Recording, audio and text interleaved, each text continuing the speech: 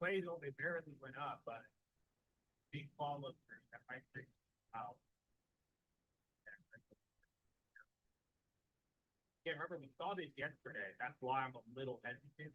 I remember I thought that oil did it nice on that. Oil really bought.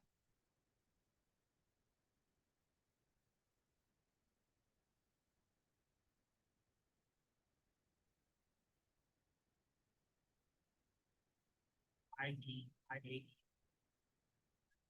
the nuclear power plant next to it. They got hit right 350 meters away. So that's not good. I mean, again, same thing even happened in Russia, in Ukraine. If you guys remember that freak out. So anytime, I mean, you got to think about it. If a nuclear power facility gets hit, have a really big problem. So that's why. They're gonna hit them. Exactly. Well, again, on it, you think that's gonna freak out more. Premium time now they're even back there.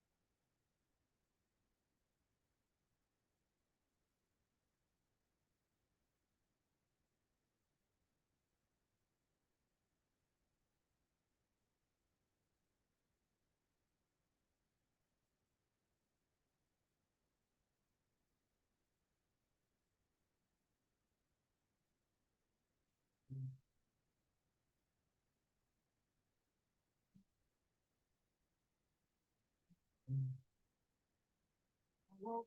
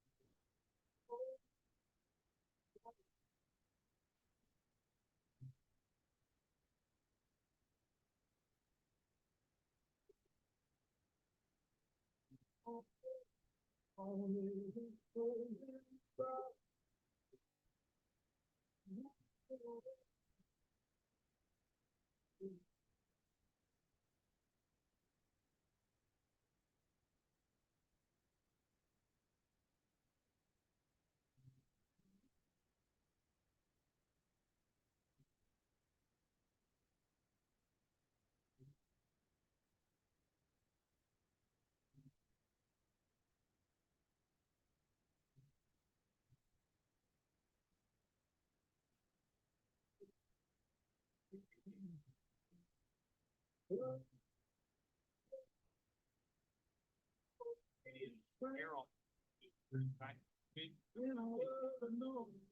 yeah, that keeps going down.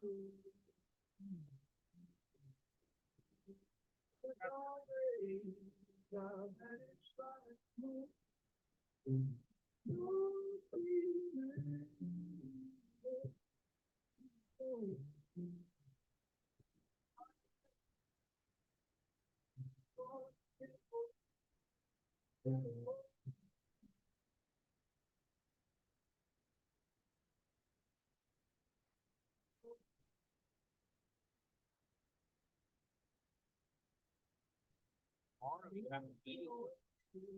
Well, that could be interesting, talking about whether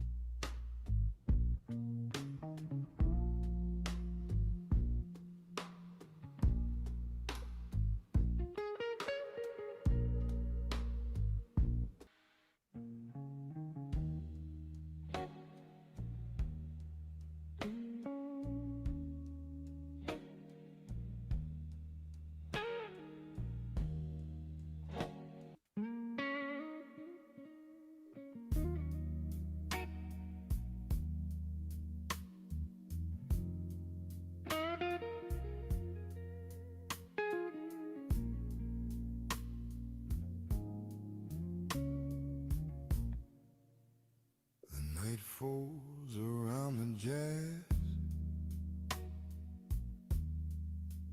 dim and moan, candlelight catching the edges of my thoughts. Guitar breeze, bass hum steady, drum bursts off, every note a companion to my quiet reflection. I hold my drink, contemplate choices and losses, every struggle handled without display.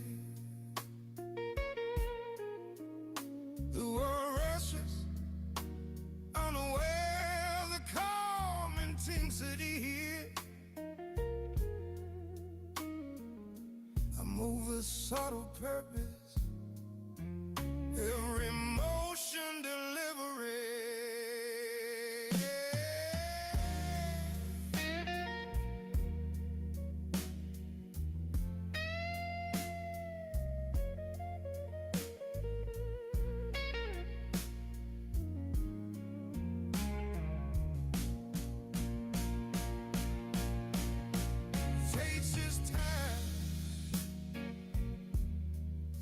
Their stories feeding,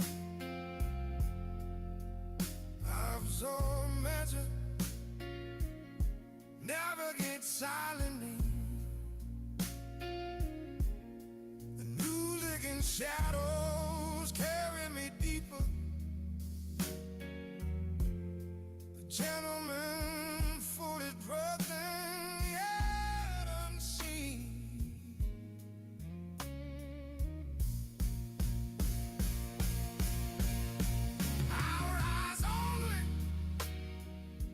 When the last candle fades, step lightly in the streets that seem oblivious. No trace left behind, no announcement made, only the soft pinprint of quiet resolve.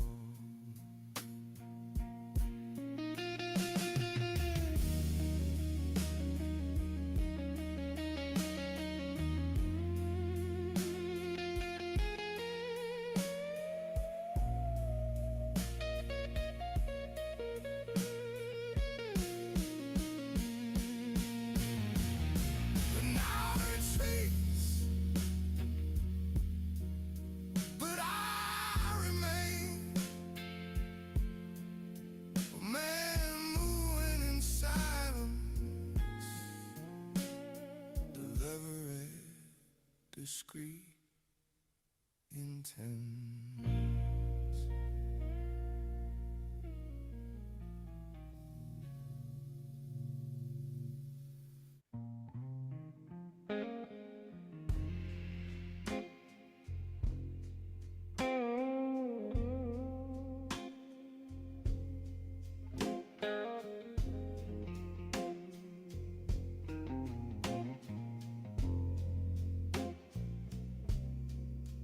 Candlelight dances across amber liquid. Guitar hums low, bass flowing beneath. Drums brush softly, a gentle heartbeat. I sit, a quiet presence, observing all.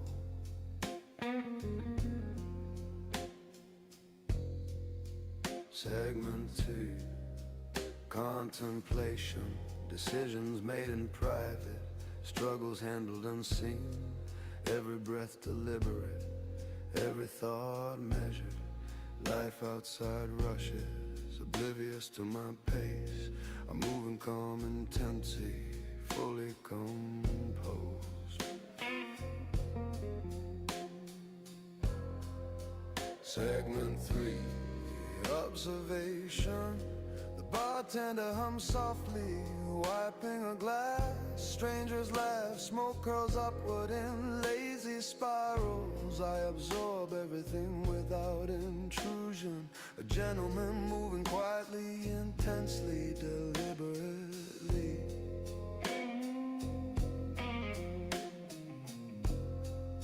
Segment 4, in a monologue, every gesture reflects careful consideration. Every heartbeat aligns with the rhythm of thought. Candlelight mirrors my quiet resolve. Each flicker, a silent testament to inner discipline.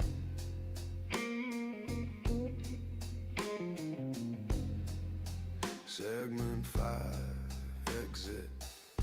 The bar empties, the night stretches outward. I rise, coat over arm, vanish into streets asleep. A subtle presence felt but unseen. A man moving in deliberate calm silence, calm silence.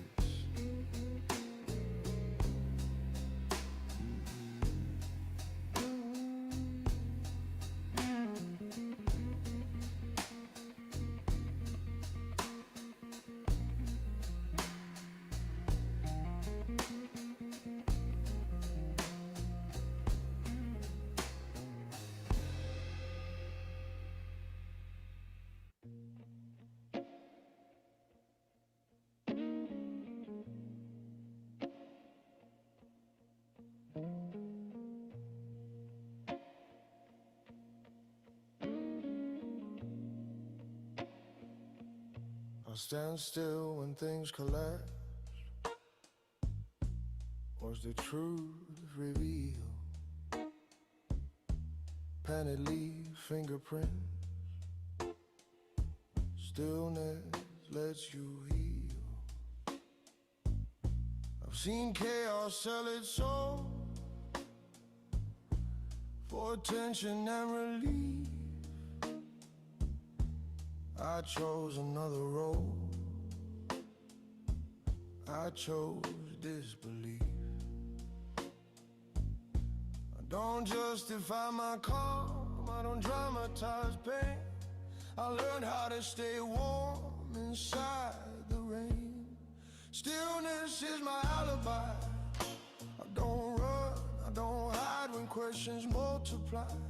I let silence decide. No trembling confession, no nervous disguise. I stay in my position and let the lies die.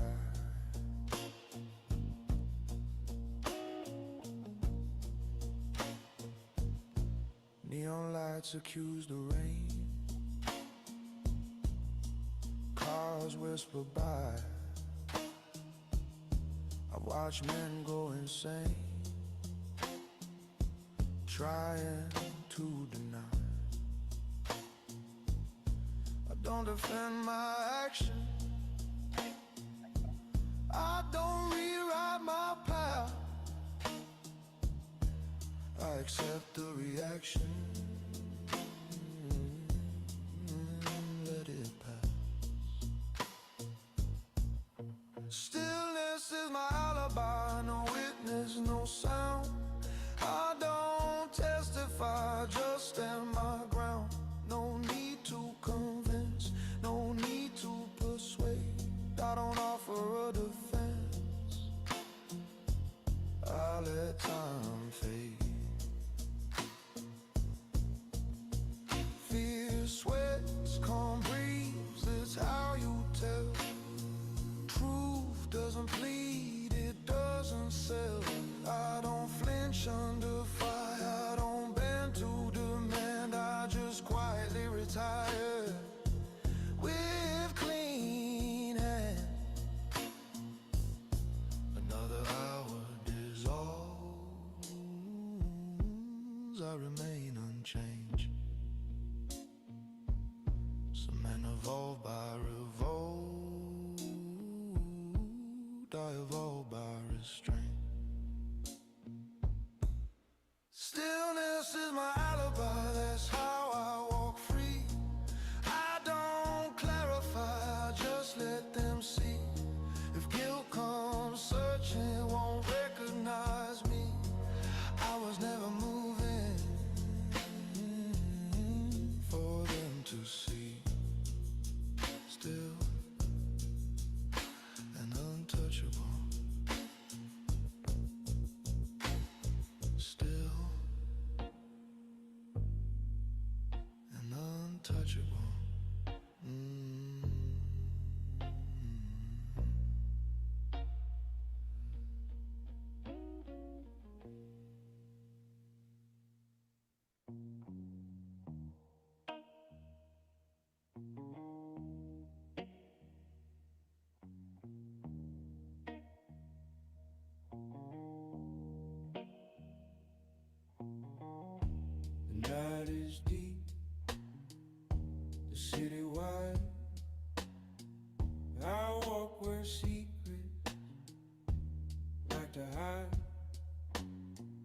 every step deliberate, slow refined, a shadow moving, leaving nothing behind. Windows shimmer, streets lie bare. I breathe in the midnight, the smoky air. Every heartbeat, a note in my song, a quiet rhythm that carries me along. Echoes in the dark, calling my name. I move in silence, free of the game. No one noticing, no one knows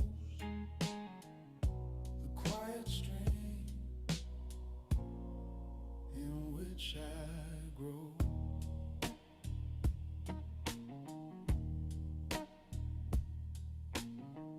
Warm guitar hums, bass holds me near, drums whisper secrets only I hear. I watch, I wait, I act with care, a lone gentleman, unaware. Life is loud, but I am calm.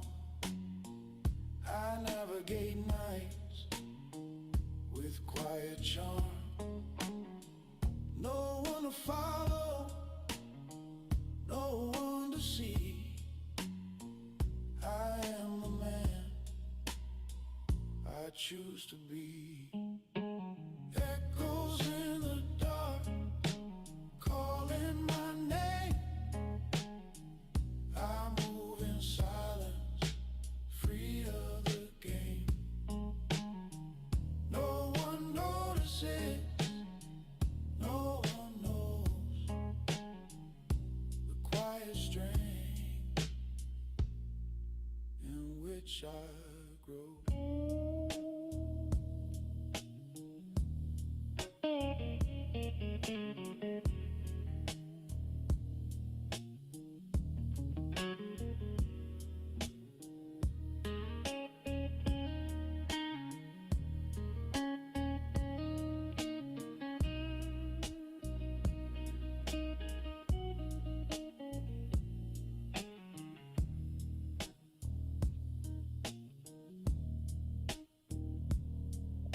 The night dissolves, but I remain a shadow walking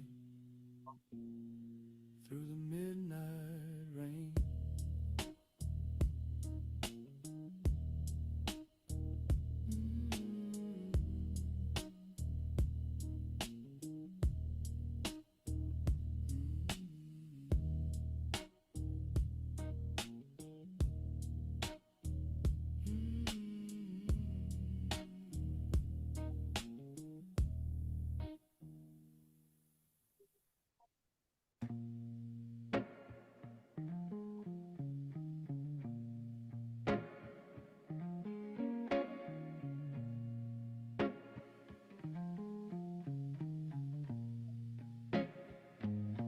The candle dances, flickering across my glass, reflections bending in the amber hue. Guitar hums warm, bass lays soft beneath, drums brush gently like whisper secrets. I trace the night where my thoughts deliberate, every choice measured, every move refined. Patrons laugh, unaware of the weight I carry, the quiet strain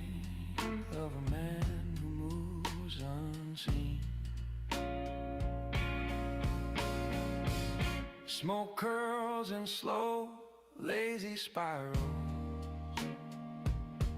I feel each note, each breath, each hesitation. Life's struggles are hidden behind calm eyes. Every internal storm handled without display. The world outside roars, but I remain contained. A gentleman navigating darkness with purpose.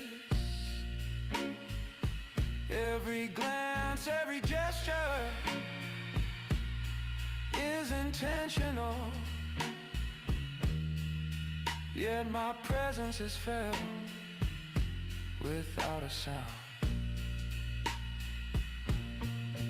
When the bar empties, I rise slowly, coat in hand, disappearing into night streets. No trace, no fanfare, only the subtle echo of a man moving quietly, fully aware.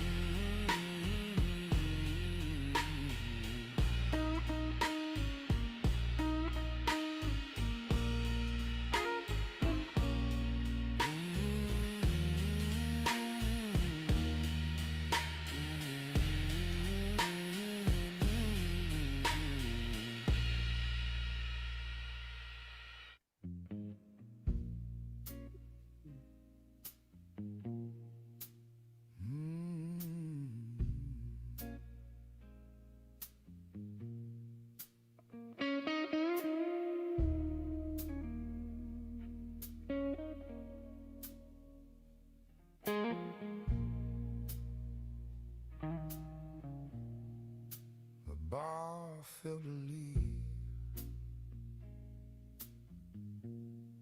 before the chair cooled down. Like something run to breathe,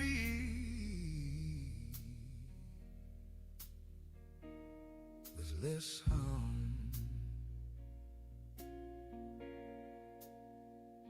He didn't rush his coat or hat, didn't check the room. A man who knows where he's been at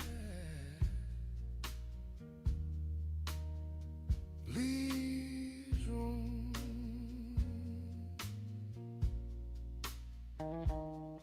Wet your candles, trace the hours,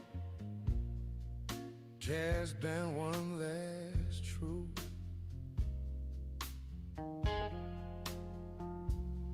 You carry weight, not power. From you,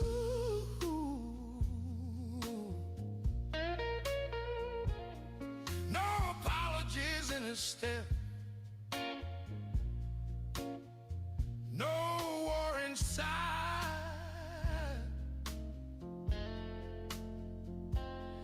He understood what silence kept alive.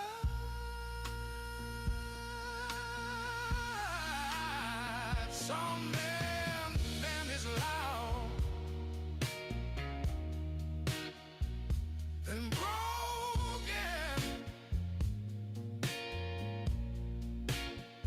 Some merely crowd unspoken, unspoken.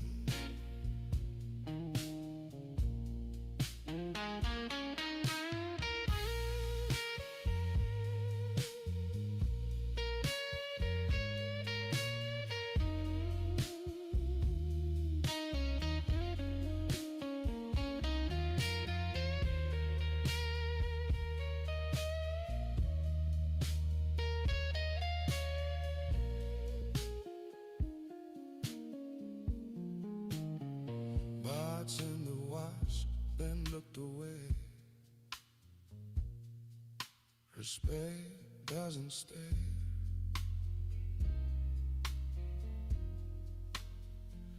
The night accepted him like said a prayer.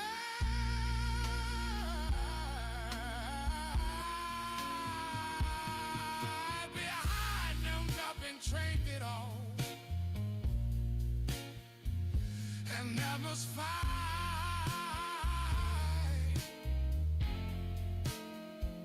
because your presence doesn't fall behind. The bar already knew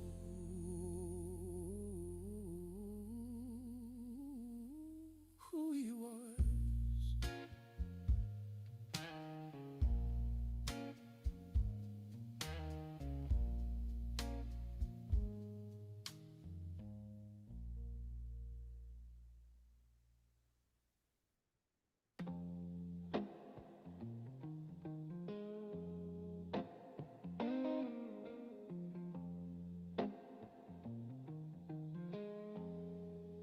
The bar hums softly, lights dim and golden.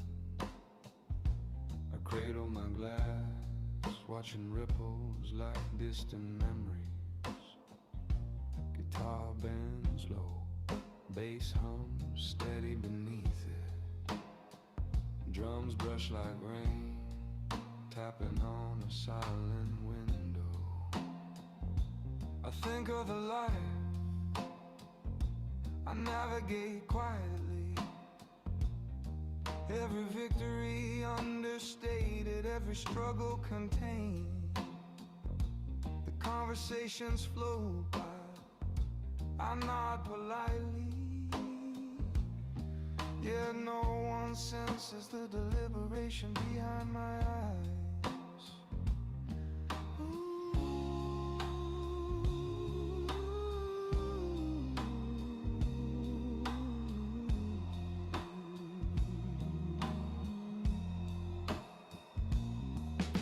A stranger laughs, the sound light but fleeting.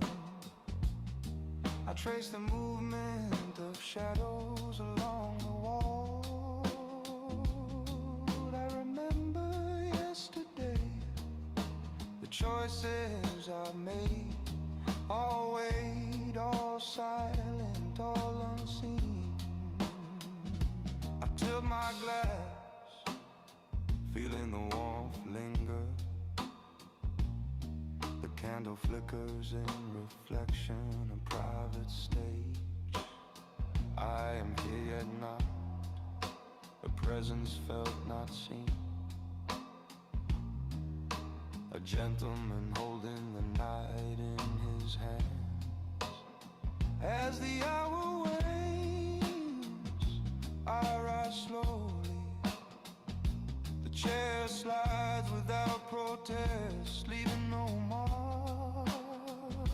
Outside the world moves unaware. Inside I carry calm intensity, discretion.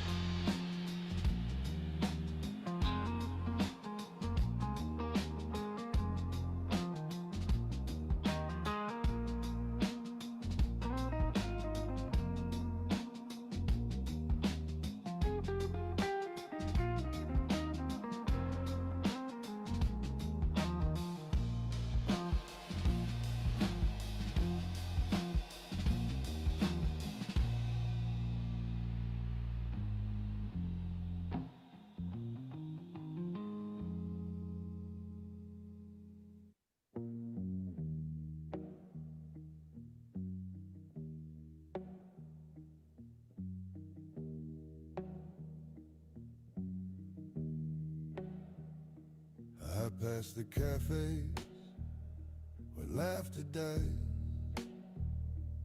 I hear their stories, their hidden lies.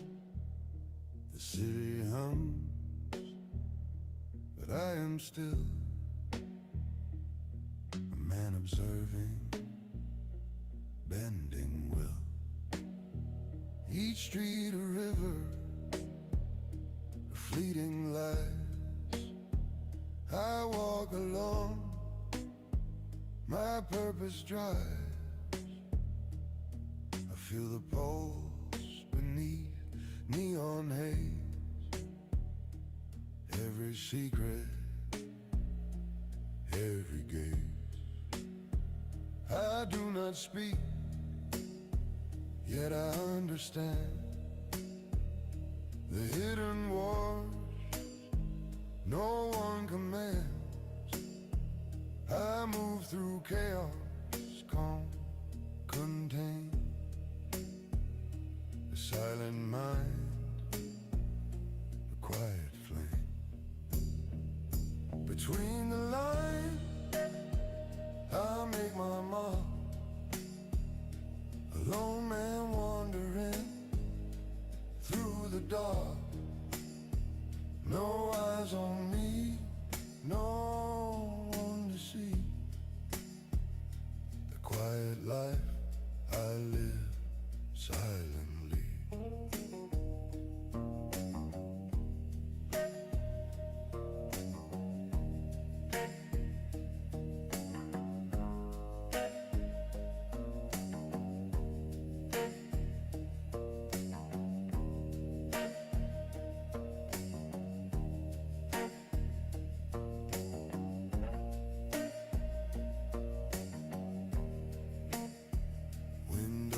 Reflect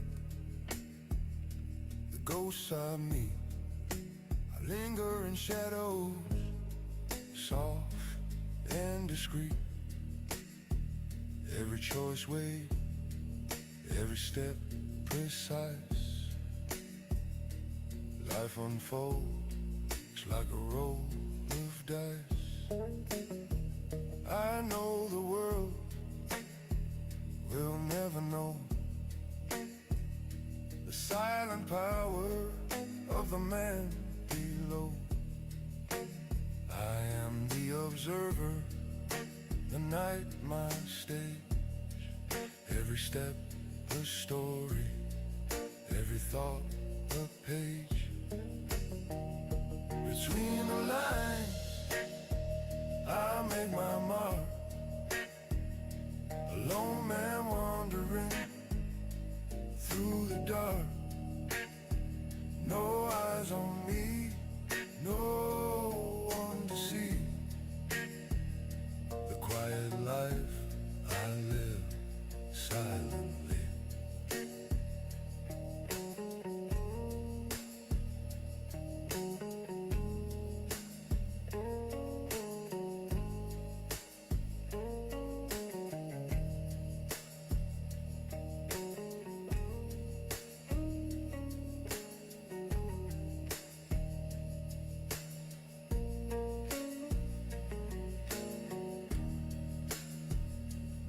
Creeps in, the city awakes. I fade into nothing as silence takes.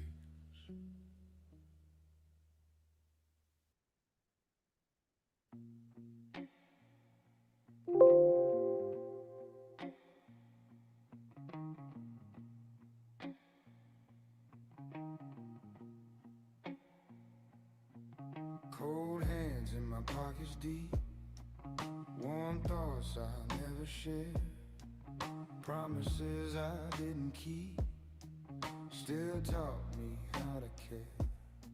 I don't react, I calculate, I don't beg, I choose.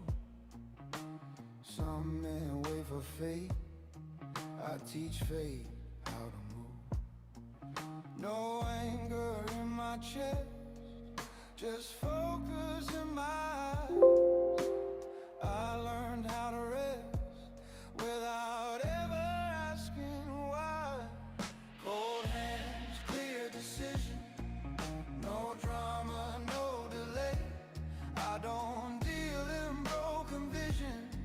just quietly obey. Every step intentional, every turn control. I don't need to be memorable, I just need to be whole. City breeze and broken beats, drums of distant chords. I'll learn which pain repeats and which pain leaves scars. I don't drown in yesterday, I don't borrow from tomorrow. I just walk another way, carrying my sorrow. Cold hands, clear decisions. I don't second guess.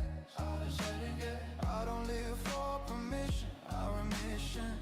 I live with less. No speeches, no display, no crowd to impress. I don't need a brighter day, I just need progress. Stillness is a weapon if you learn how to hold it. Silence is a lesson if you don't oversell it. I don't freeze, I don't fold, I adapt and remain. I've survived the cold, now I use the pain.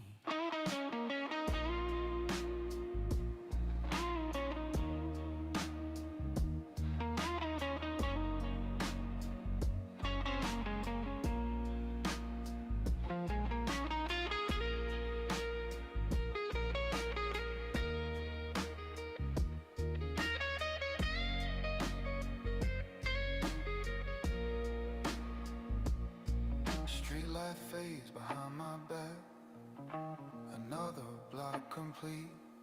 I don't fear what I lack, I just trust my feet. Cold hands, clear decisions, that's how I stay alive, No false ambition, no need to arrive.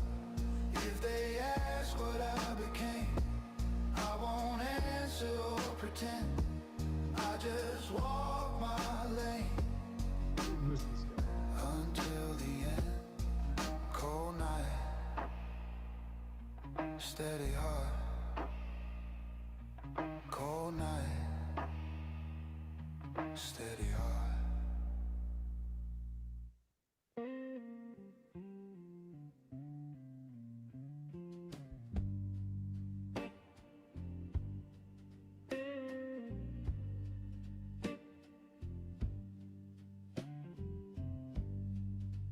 Nothing personal in his eye, just clarity earned. He'd learned not every goodbye needs to be burned. The bar had seen him years ago, another man. Tonight he moved deliberate and slow, with a plan. He remembered loving without sense, bleeding to belong. Now he preferred consequence over wrong. Jazz whispered truths he already knew, didn't argue back. Life takes its time breaking you, then gives you track. He didn't blame, he didn't curse, didn't ask why.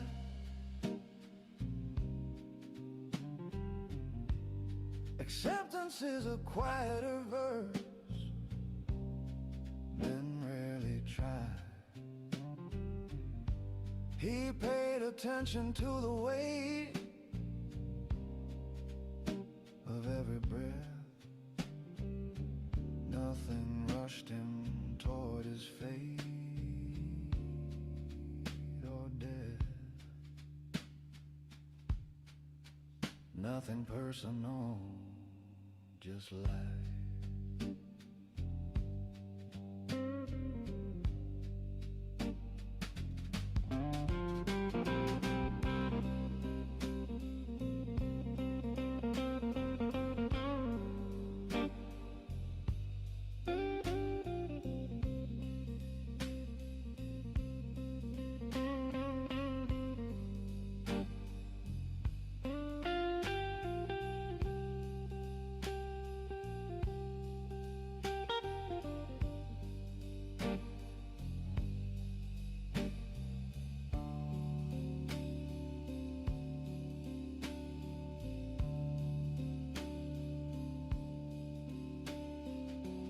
Outside the night held no surprise, just open space.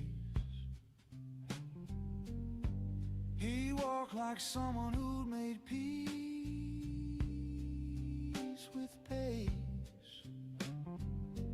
No grudges folded in his coat, no debts unpaid.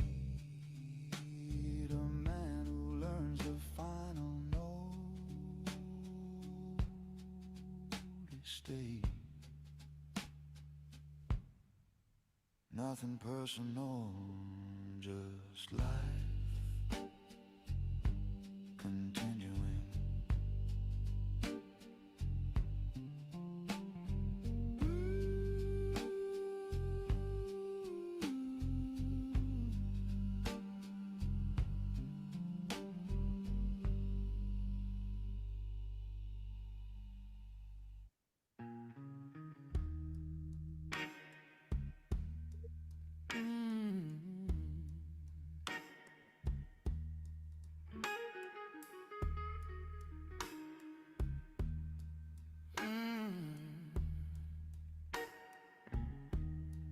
Clock ticks slow, the streets are bare. I walk alone with time to spare. Every lamplight flickers in my eyes. I move through darkness where silence lies.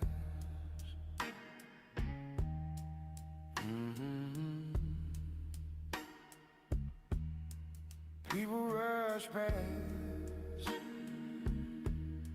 chasing their dreams. I move at my own quiet streams. Every choice deliberate, every step my own. I build my kingdom from shadows alone.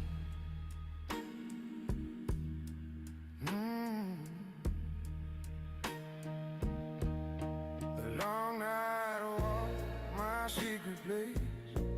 Through smoky streets, I leave no trace. No one to follow, no one to see. The life I lead in quiet liberty.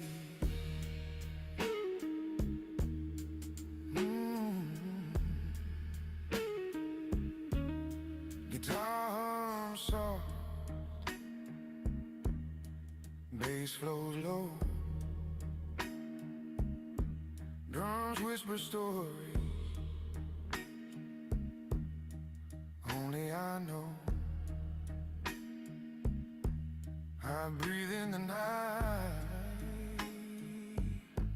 exhale restraint. A silent man, deliberate and quaint.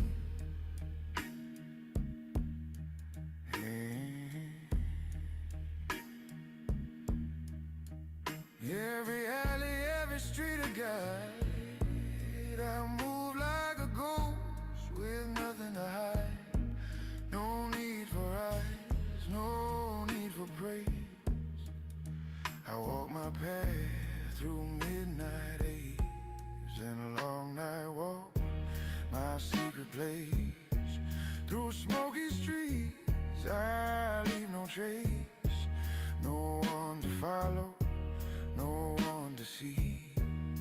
the life I lead in quiet liberty.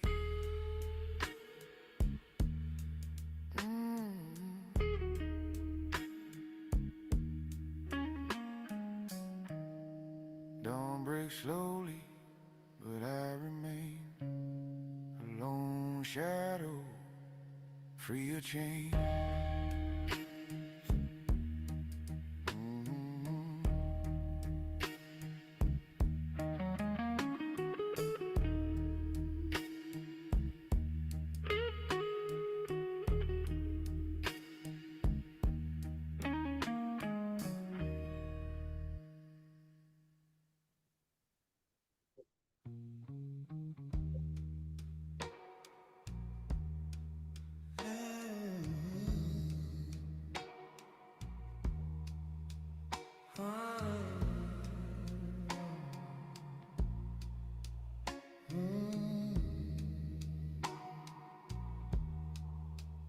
Midnight leans against the corners of the street.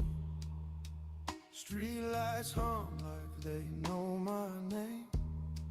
No rush in my breath, no sound in my feet. I move like a thought that never complains. Windows flicker stories I won't read. Everyone's loud behind closed doors. I learned early what silence means. It's safer than asking for more. And I don't talk to mirrors, they already know. I don't chase the echoes, I just let them go. I make my moves in the quiet, when no one's watching the floor. I don't need fire or riot, just a hand on a closing door. I leave no marks, no sirens, just shadows where I've been. I walk away before the violence of letting the world look in.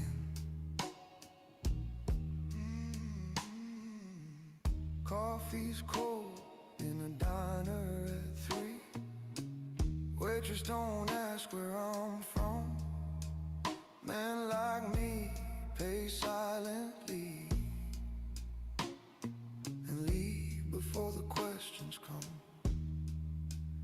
I've seen dreams die on barroom floors, heard hope crack in a glass. I learned not to beg for more, I learned how to let things pass. Yeah, to make my moves in the quiet, when the city holds its breath.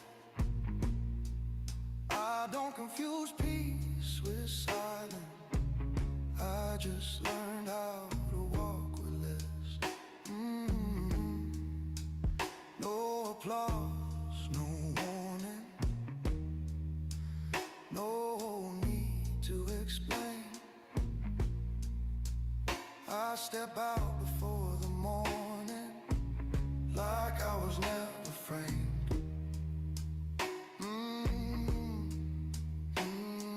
Some men shout to feel alive, some men bleed just to be seen. I learned how to survive by staying somewhere in between. Pain taught me how to stand, loss taught me when to bend. I don't shake hands with plans, I just see them to the end. A coat pulled tight, the night is mine. Shoes know every crack in line. I don't waste time, I let it run. Every move already done. I make my moves in the quiet, no witness, no regret. I don't light fires to deny it, I just don't forget. If you look back, you won't find it. Just an empty street at dawn. I was here, then I was gone.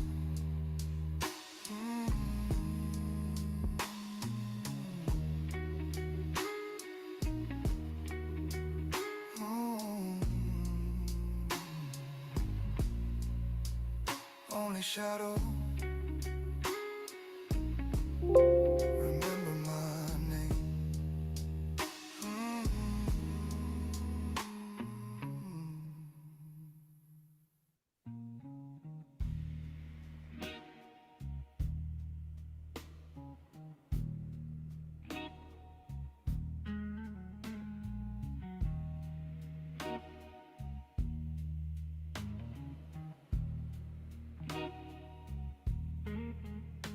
The bar hums low, shadows pooling in corners. Candlelight trembling on polished wood.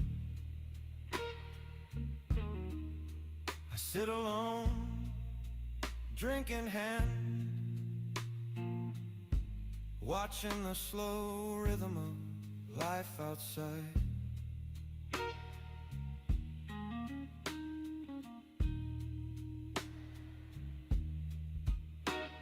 Decisions weigh quietly in my chest. Each choice deliberate, measured unseen. Guitar strings hum warm monologue tones. Brush drums brush soft as my thoughts drift.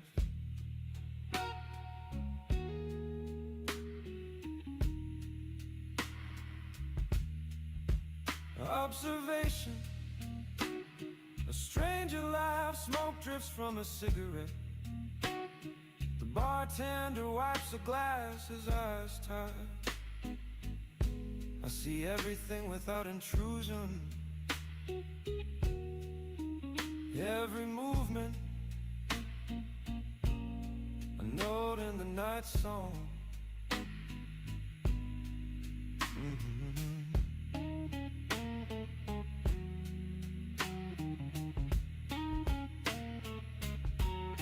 Second fall,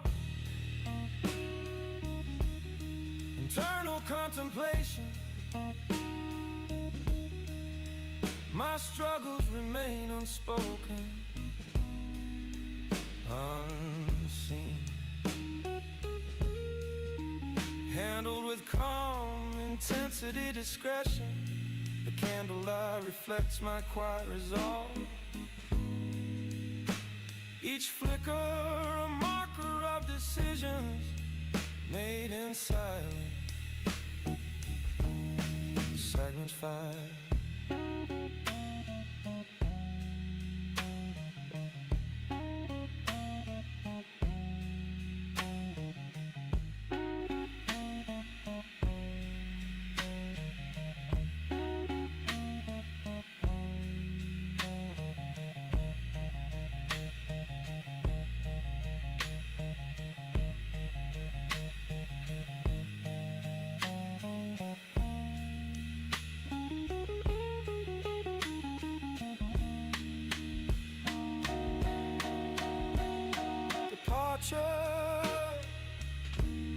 The bar empty, shadows stretch longer.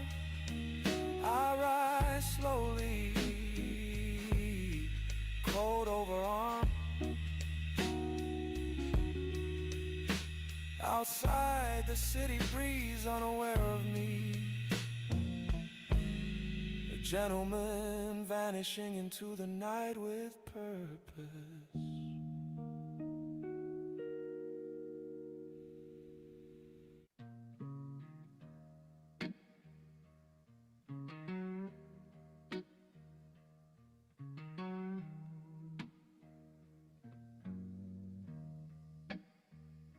The streets are empty, yet full of sound, echoes alive that rush around. I take each step with quiet intent, a man of action, but heaven sent. Windows glow with lives I don't own. I'm moving shadows, completely alone. Every glance measured, every breath mine. I navigate night with a design. Long steps, a path unknown.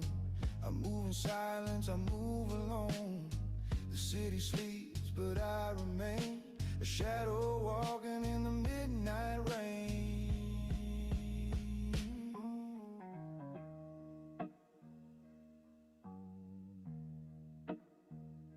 Guitar cries softly, bass runs low. Drums are subtle, steady, slow.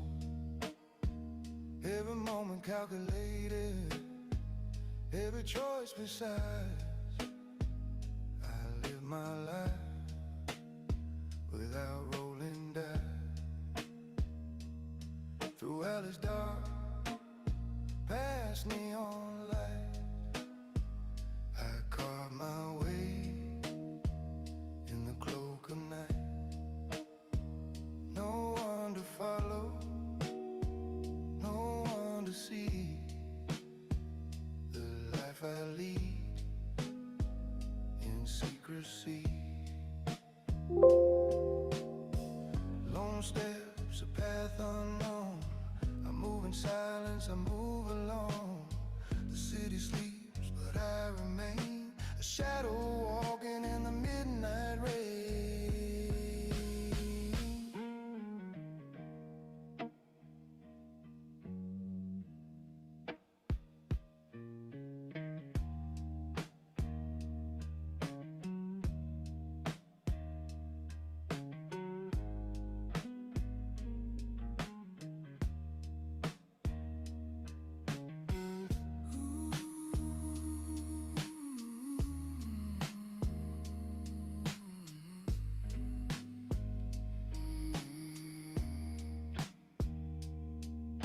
When morning breaks, I disappear. Man in motion, no one near.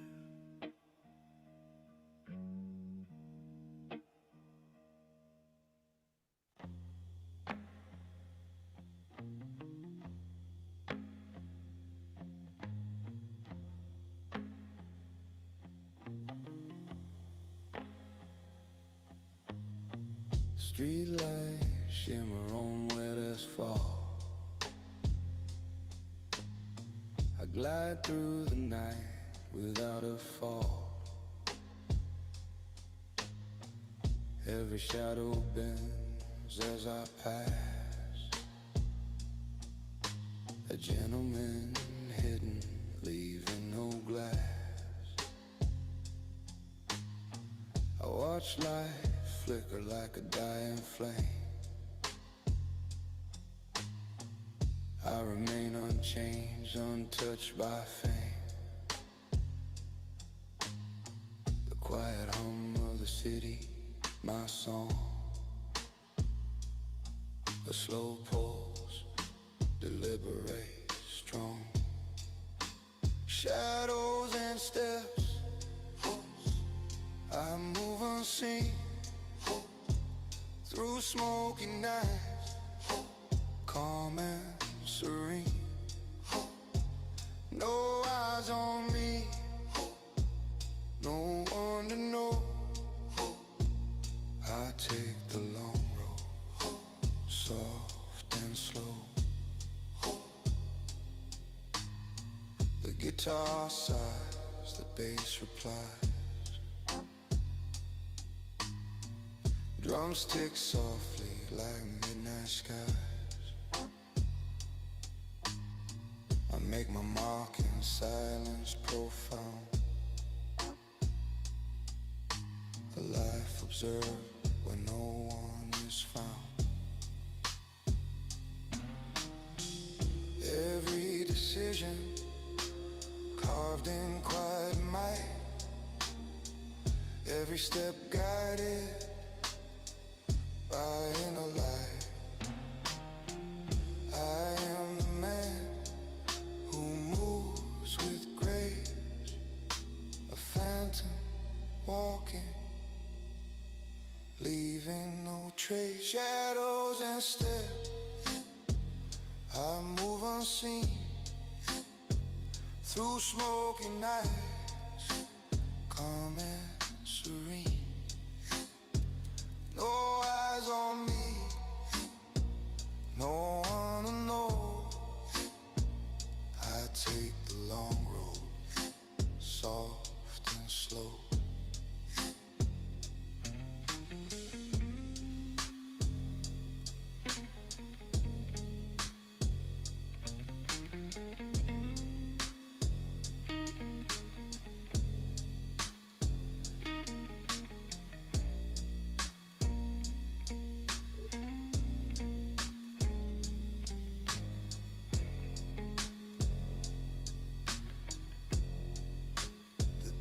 Creeps in, the city awakes.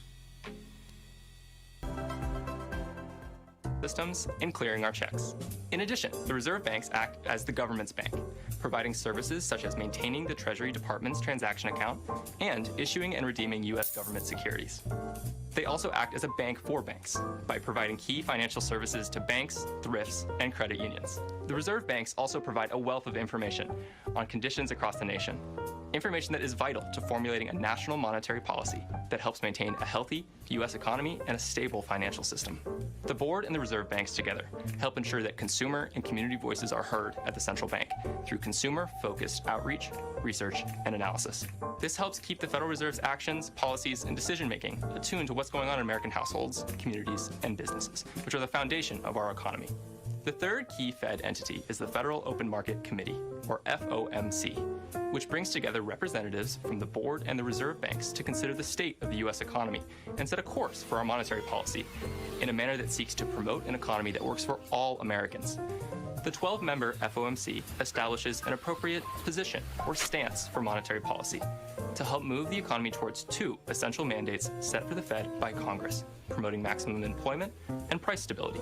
This occurs mainly through the FOMC's influence on interest rates and credit conditions, which can significantly impact financial conditions, including economic productivity and even spending and investment decisions by households, communities, and businesses.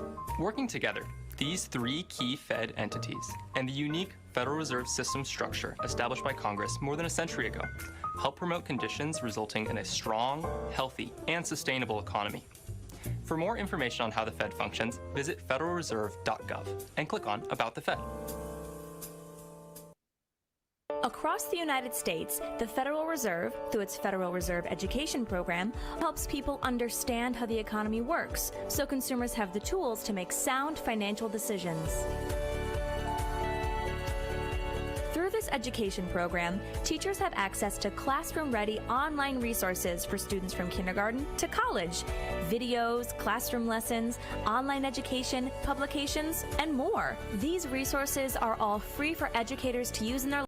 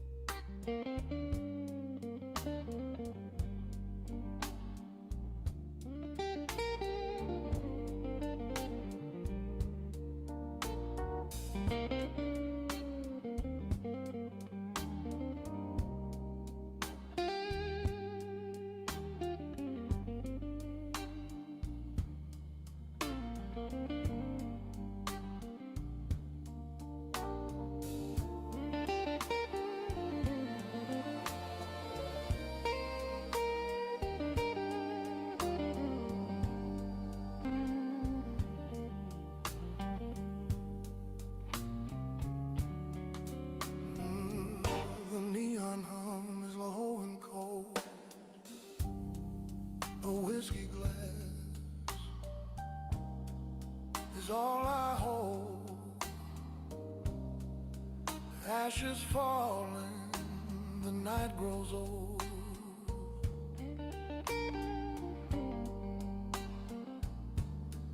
Midnight ashes burning slow, drifting down where the shadows go. Can't stop the time,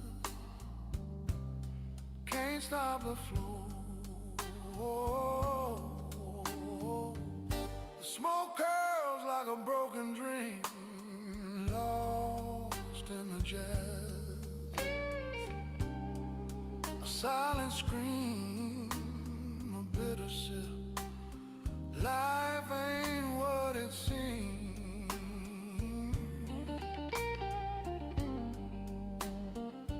Oh, the hours whisper soft, their hands won't let me out.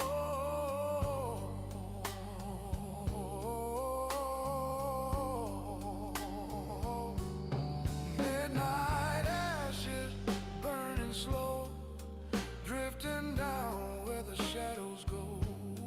Can't stop the time, can't stop the flow.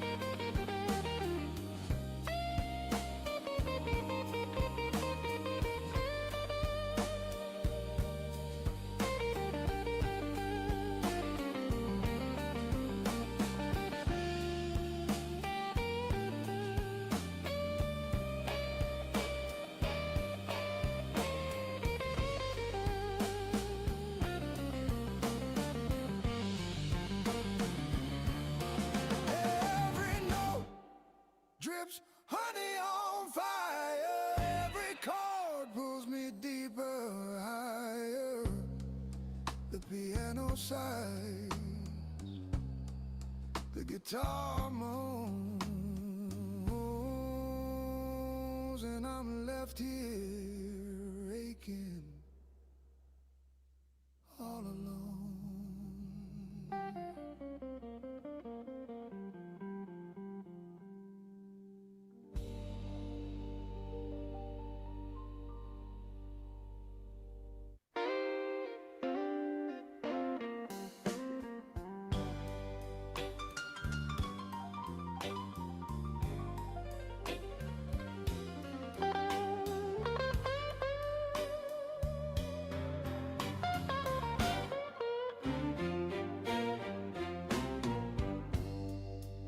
Gypsy woman told my mom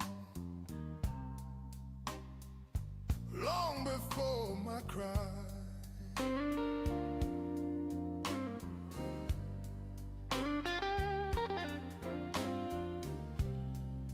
Said a boy child's coming, gonna raise the heavens high.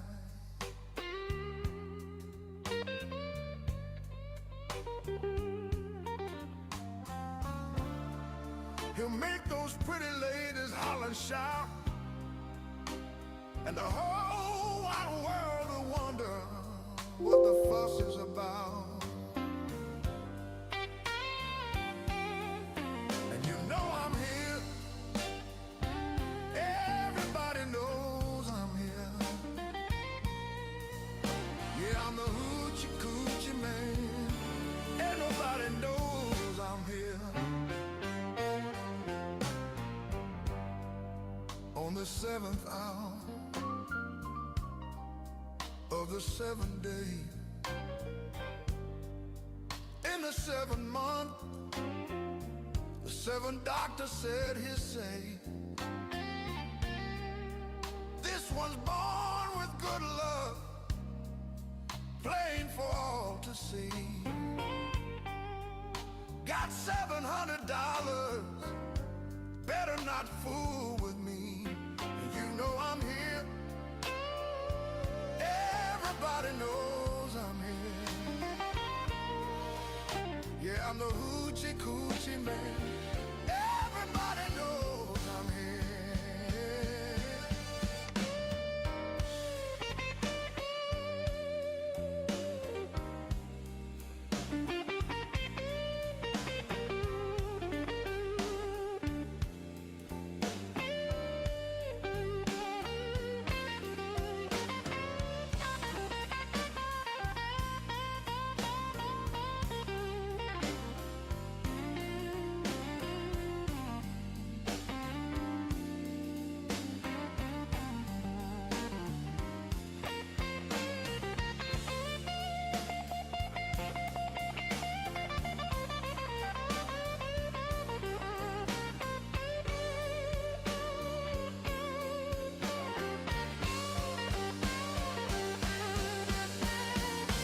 Gypsy woman told my mama, said, Lord, what a child.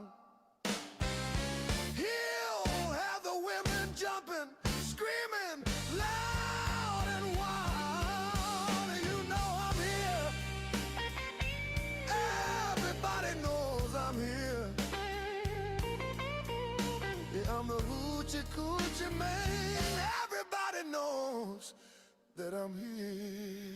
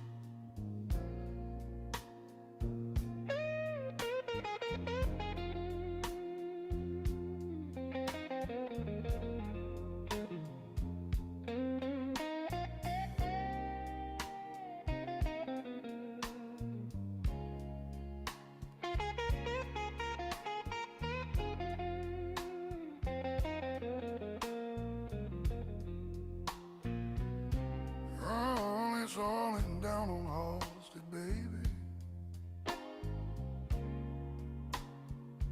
Wind cutting through my coat.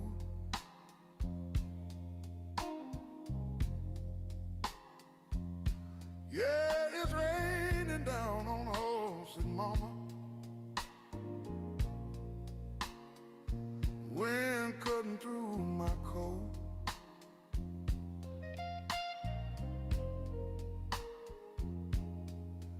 Ain't no warmth in the city. since you packed up and wrote that note.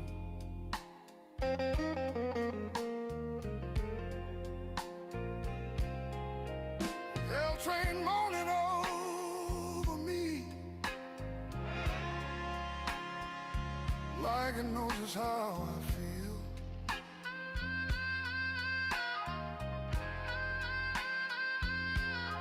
Yeah, that old L train's crying, like it knows just how I feel.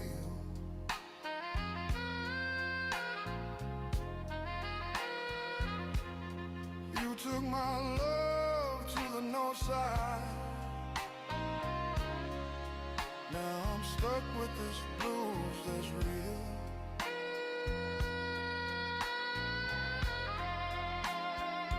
Oh, Southside shadows keep following me around.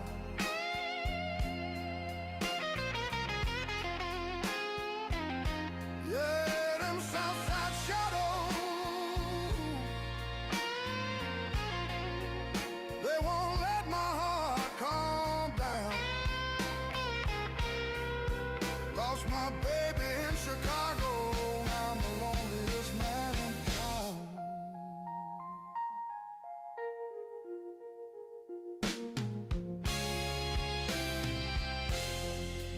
I walked past your window,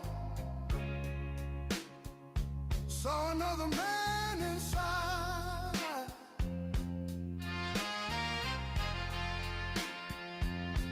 Yeah, I walked past your window, saw another man inside.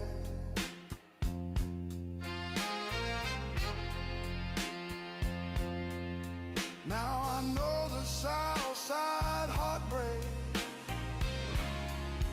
ain't no place left to hide.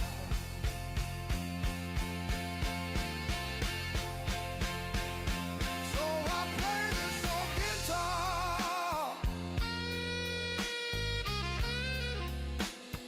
under the L train line.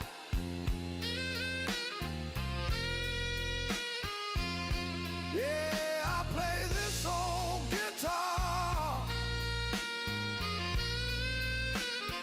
under the L train line.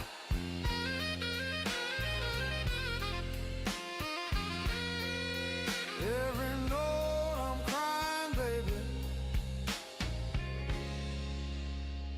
got your name between the lines.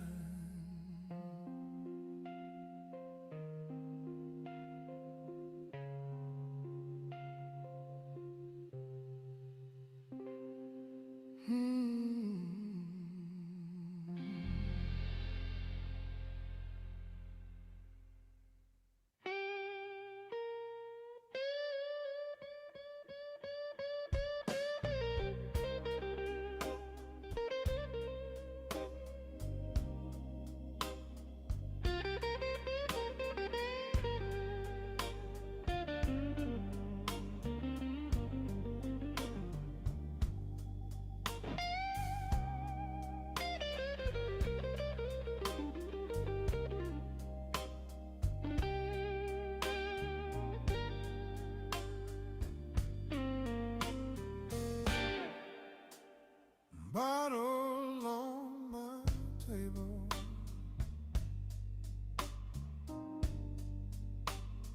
ashes on the floor.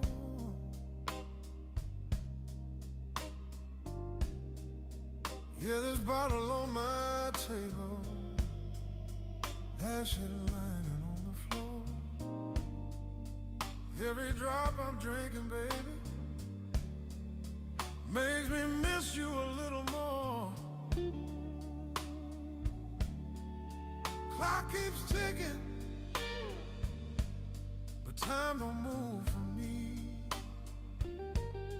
Yeah, that old clock keeps ticking, but time don't move for me. Since you walked out my doorway, a place I wanna be. Whiskey and regret, they're my only friends tonight. Yeah, whiskey and regret keep me company till daylight. If love's a fire, baby, you left me burning in the night.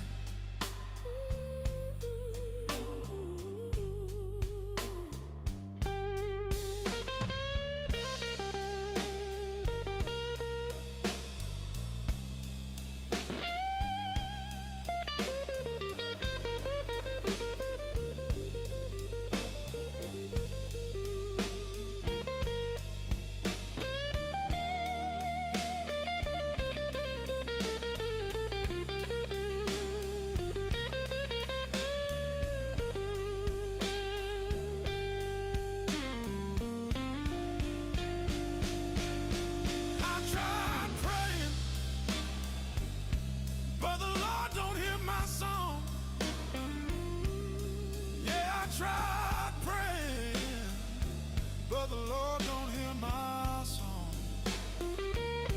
'Cause the devil poured this whiskey,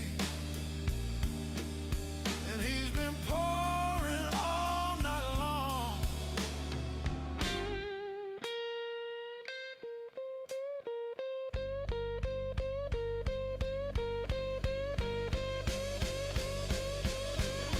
So I raise this glass to memory and the love I can't forget. Yeah, I raise this glass to memory and the love I can't forget. Every sip just tastes like you.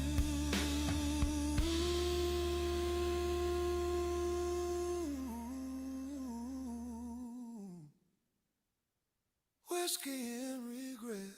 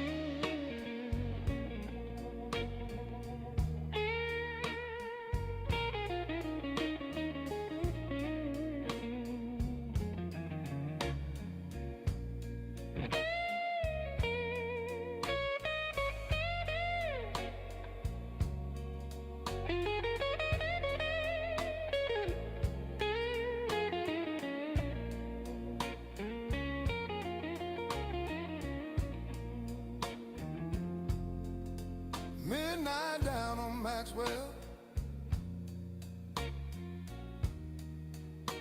wind blowing cold and mean.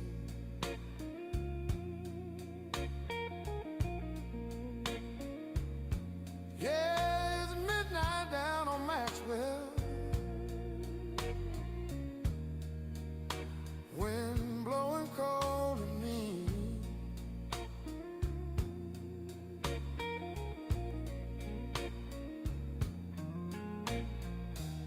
Heard a man playing slide guitar, sounding like a broken dream.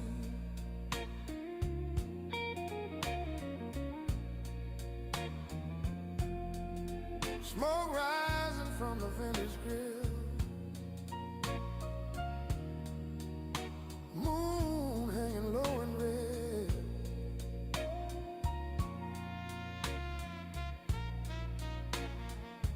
Yeah, smoke rising from a vendor's grill,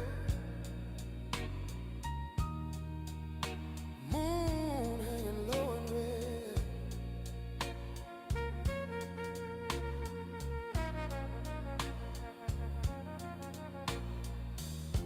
That devil smiled beside me, and this is what he said.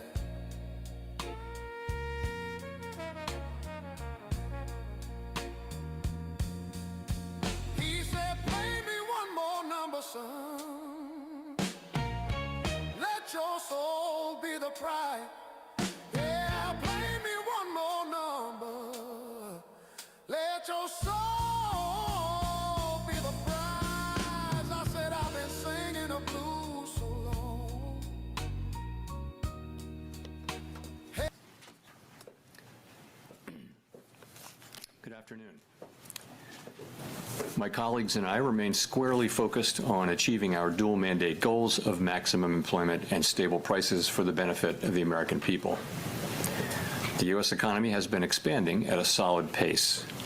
While job gains have remained low, the unemployment rate has been little changed in recent months, and inflation remains somewhat elevated. Today, the FOMC decided to leave our policy rate unchanged. We see the current stance of monetary policy as appropriate to promote progress toward our maximum employment and 2% inflation goals. The implications of developments in the Middle East for the U.S. economy are uncertain. We will remain attentive to risks to both sides of our dual mandate. And I'll have more to say about monetary policy after briefly reviewing economic developments. Available indicators suggest that economic activity has been expanding at a solid pace. Consumer spending has been resilient, and business fixed investment has continued to expand. In contrast, activity in the housing sector has remained weak. In our summary of economic projections, the median participant projects that real GDP will rise 2.4% this year and 2.3% next year, somewhat stronger than projected in December.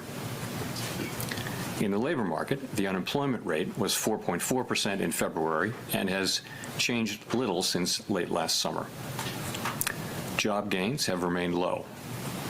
A good part of the slowing in the pace of job growth over the past year reflects a decline in the growth of the labor force due to lower immigration and labor force participation, though labor demand has clearly softened as well.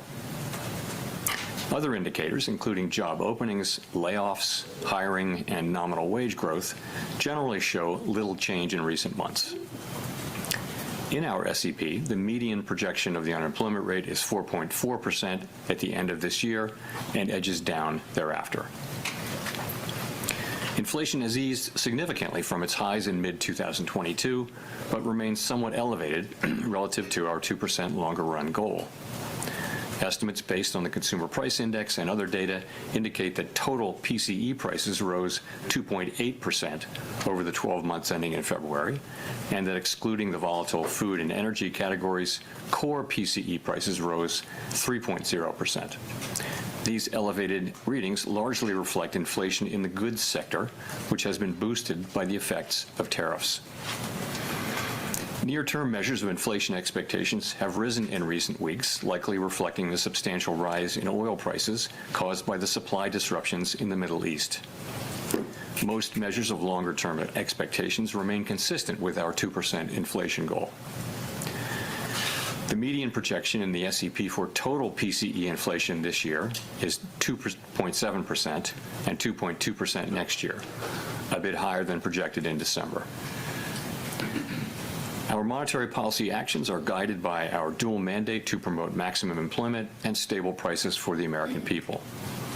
At today's meeting, the committee decided to maintain the target range for the federal funds rate at 3.5% to 3.75%.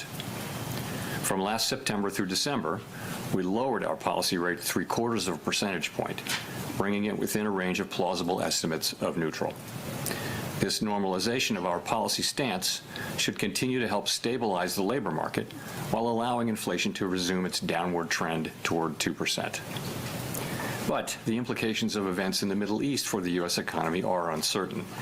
In the near term, higher energy prices will push up overall inflation, but it is too soon to know the scope and duration of the potential effects on the economy. We will continue to monitor the risks to both sides of our mandate. We are well positioned to determine the extent and timing of additional adjustments to our policy rate based on the incoming data, the evolving outlook, and the balance of risks. In our SEP, FOMC participants wrote down their individual assessments of an appropriate path of the federal funds rate under what each participant judges to be the most likely scenario for the economy. The median participant projects that the appropriate level of the federal funds rate will be 3.4% at the end of this year and 3.1% at the end of next year, unchanged from December. As is always the case, these individual forecasts are subject to uncertainty, and they are not a committee plan or decision. Monetary policy is not on a preset course, and we'll make our decisions on a meeting-by-meeting basis. To conclude, the Fed has been assigned two goals for monetary policy: maximum employment and stable prices. We remain committed to supporting maximum employment, bringing inflation sustainably to our 2% goal, and keeping longer-term inflation expectations well anchored. Our success in delivering on these goals matters to all Americans. We at the Fed will continue to do our jobs with objectivity, integrity, and a deep commitment to serve the American people. Thank you, and I look forward to your questions. Thank you. Colby Smith of the New York Times. There's been some debate about whether the Fed should look through the inflation that will come from higher oil prices stemming from the Middle East conflict. Is that the right approach at this juncture? And to what extent does the fact that inflation has been above target for roughly 5 years now influence the committee's thinking around this? So, first, let me say we're well aware of the performance of inflation over the last few years and how a series of shocks have interrupted progress that we've made over time. And that happened most recently with tariffs, and now there will be some effects on inflation coming forward. The thing that's really important that we see this year is progress on inflation through a reduction in goods inflation as the one-time effects on prices of tariffs go through the system, go through the economy. That's the main thing we're looking for going into this exercise. And we need to be seeing that to sort of understand that we actually are making progress, because on net we didn't make progress. And if you look at total inflation, total core inflation, it's about 3%, and some big chunk of that, between 1/2 and 3/4, is actually tariffs. So we're looking for progress on that. The question of whether we look through the energy inflation doesn't really arise until we have kind of checked that box. It, of course, is kind of standard learning that you look through energy shocks, but that's always been dependent on inflation expectations remaining well anchored. And I think now it's also dependent on what you mentioned, which is that broader context of 5 years now of inflation above target. We have to keep all of those things in mind, and the question of looking through when it does arise will be one to approach not lightly, but in the context that you mentioned. And just on the SEP, can you help us make sense of why there is still a bias to cut for most officials this year, despite the upward revision to headline and core inflation and the essentially unchanged forecast for growth and unemployment? I'm just curious, kind of what's the genesis behind the need? What's the need for the cut? Yeah, so there are 19 people, and so 19 reasons, 19 individual submissions. And if you notice, the median didn't change, but there was actually some movement toward a meaningful amount of movement toward fewer cuts by people. So 4 or 5 people went from 2 to 1, let's say, 2 cuts to 1 cut. And each person has individual, stories behind what they want to do. But essentially it is that, the forecast is that we'll be making progress on inflation. Not as much as we had hoped, but some progress on inflation. It should come as we start to see in the middle of the year progress on tariffs, going through once and then tariff inflation coming down. We should be seeing that. And, the rate forecast is conditional on the performance of the economy. So if we don't see that progress, then you won't see the rate cut.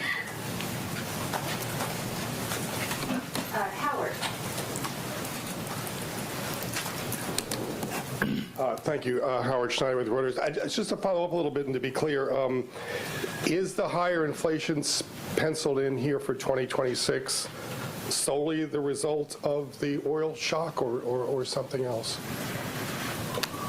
So that's going to be part of it. But, that wouldn't be most of core, right? So the oil shock for sure shows up here. Some of that will be in core as well. But yes, but no, there's also just the feeling that we haven't seen, the progress that we had hoped for on core goods. And on tariffs and on the rest of it. So for whatever reason, people did write up their inflation forecast. That will certainly be tied to events in the Middle East and the price of oil, but it's also, I think, a reflection of the slow progress we've seen on tariffs, which we believe we will see. It's just a question of how long it takes for them to get all the way through the economy, and it just takes some time. Right. And is the lack of change in the SEPs, again, just to explicate this a little bit, more due to the expectation that the oil portion of this will pass through, or more out of concern that there is a potential blow to consumption and growth coming in the form of wealth effects with the stock market down, in the form of gas prices, diverting spending from other parts of the economy?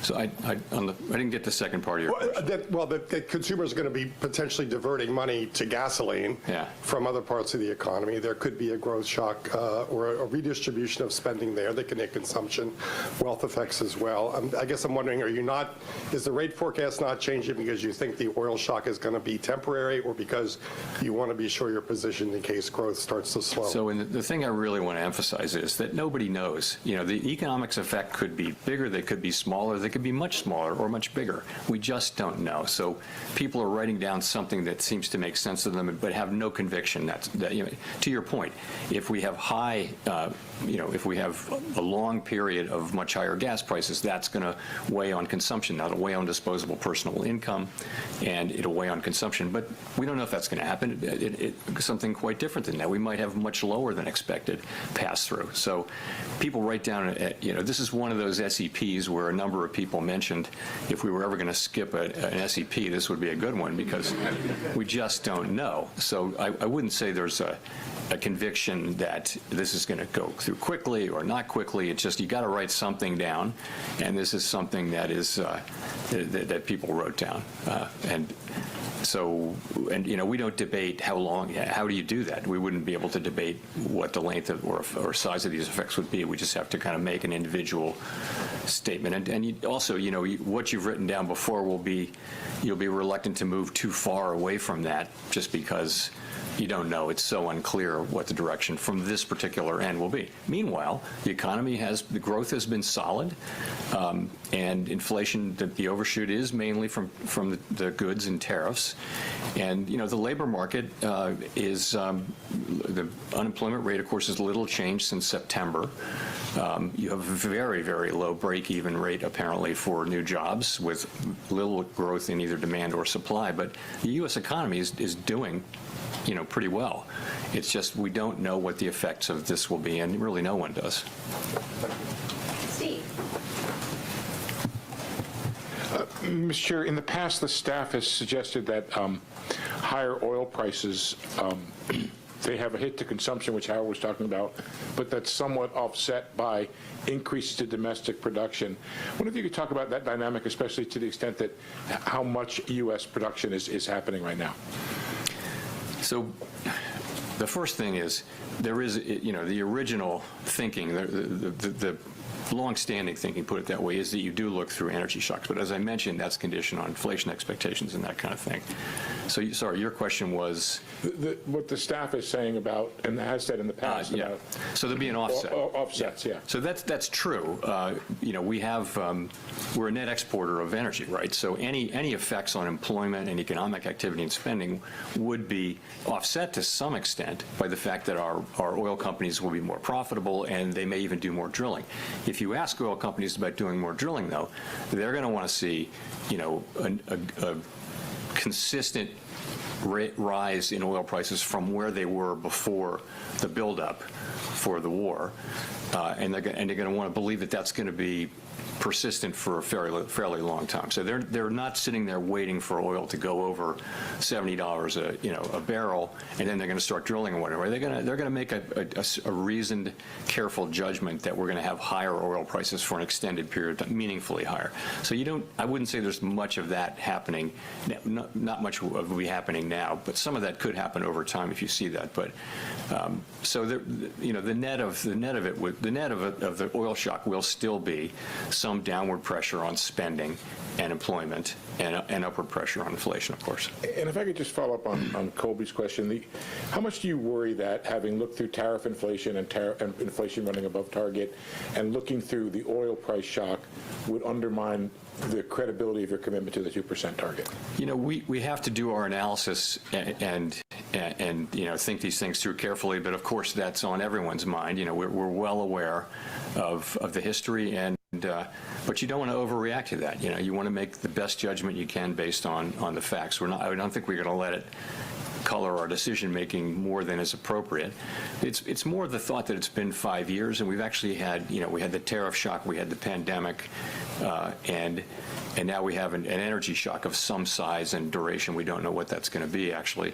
And, it's one of those things where it's a repeated set of things, and you worry that that's the kind of thing that can can cause trouble for inflation expectations, and so we worry a lot about that, and we are very strongly committed to doing what it takes to keep inflation expectations anchored at 2%, and I think it's important that we do that. Very important. Nick.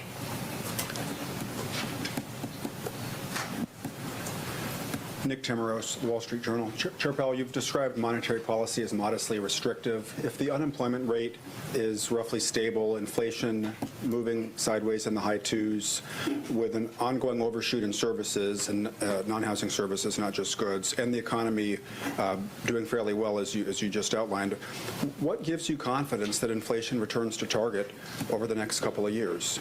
Okay. So I would say the rate is, you can characterize it as in the high end of neutral, or you can characterize it as perhaps mildly restrictive, even modestly restrictive. No one knows for sure, but it's in that range where it's somewhere around the borderline between restrictive and not. Remember that a big part of the disinflation we're looking for is just the runoff of when tariffs are put into place. Of course, what they do is they raise prices to some extent, to the extent those prices the tariffs are paid by consumers on a one-time basis. And we're waiting for that process. It takes 8, 9, 10, 11 months, a year to go through the system, and we're waiting for the tariffs, which were put in place over the course of the middle part and later last year. We're waiting for that to go through the system, so that goods inflation will return closer to what it's always been. I mean, it used to be, for many years, it was negative, and then the year before tariffs came in, it was 0, and it's running at like 2% now. So, and so that's kind of, goods inflation is running at 2%. So that's not coming from standard Phillips curve restrictive, restrictive policy. It's coming from the runoff of a one-time thing. We also think it's important, though, to keep policy either mildly restrictive or close to that, but not too restrictive, because of the weakness in the downside risk in the labor market. We are balancing these two goals in a situation where the risks to the labor market are to the downside, which would call for lower rates, and the risks to inflation are to the upside, which would call for higher rates, or not cutting anyway. So we're in a difficult situation, and we feel like our framework calls on us to balance the risks, and we feel like where we are now, which is kind of on that borderline, the higher borderline of restrictive versus not restrictive, we feel like that's the right place to be. Can I ask about core non-housing services, though? Because there are some people who think that it hasn't come down very much, if at all, over the past year. If wage growth has come down, if the labor market has loosened, why has non-housing services inflation maybe been slower to follow? That's a good question. It's frustrating. Non-housing services they basically moved sideways for a year. They're at the same level, and we do expect that they will come down. But it's a bunch of idiosyncratic things. But at the same time, that is one of the things we should be seeing, because to your point, the labor market is clearly not a source of inflationary pressures, and that should really matter for non-housing services, but we're not seeing progress there. So we do, what we expect for next year is continued, what we want to see for this year rather, is continued progress on housing services, finally seeing that the goods inflation come back down because the one-time effects of tariffs are through, and then also get some help from non-housing services. That's what we'd like to see, but it's a good question why we didn't see much of that last year. Edward. Thanks, Chair Powell. Edward Lawrence with Fox Business. So in December, we saw employment numbers revised down to negative 17,000. January revised down. February posted a loss of 92,000. Is the employment side a far greater risk than the inflation side? Because we are seeing inflation, CPI is close to 2%. PCE has ticked down overall. It's really, I wouldn't say that. I wouldn't say that that's clear at all, that one is more at risk than the other. So you can point to the unemployment rate being stable, and, in a world where both supply and demand for workers have come down very, very sharply over the course of the past year due to immigration policy largely, a ratio is going to be a better thing to look at than job creation, for example. So, and the ratio is the unemployment rate, and it's been stable since September, so that tells you that. Inflation, you can we're at 3.0% core. Inflation 2.8% headline. So we've been well above the 2%, that amount, whatever it is, 0.7, 0.8, or a full percentage point above 2% for some time. And that's a concern. We need to get back down to 2%.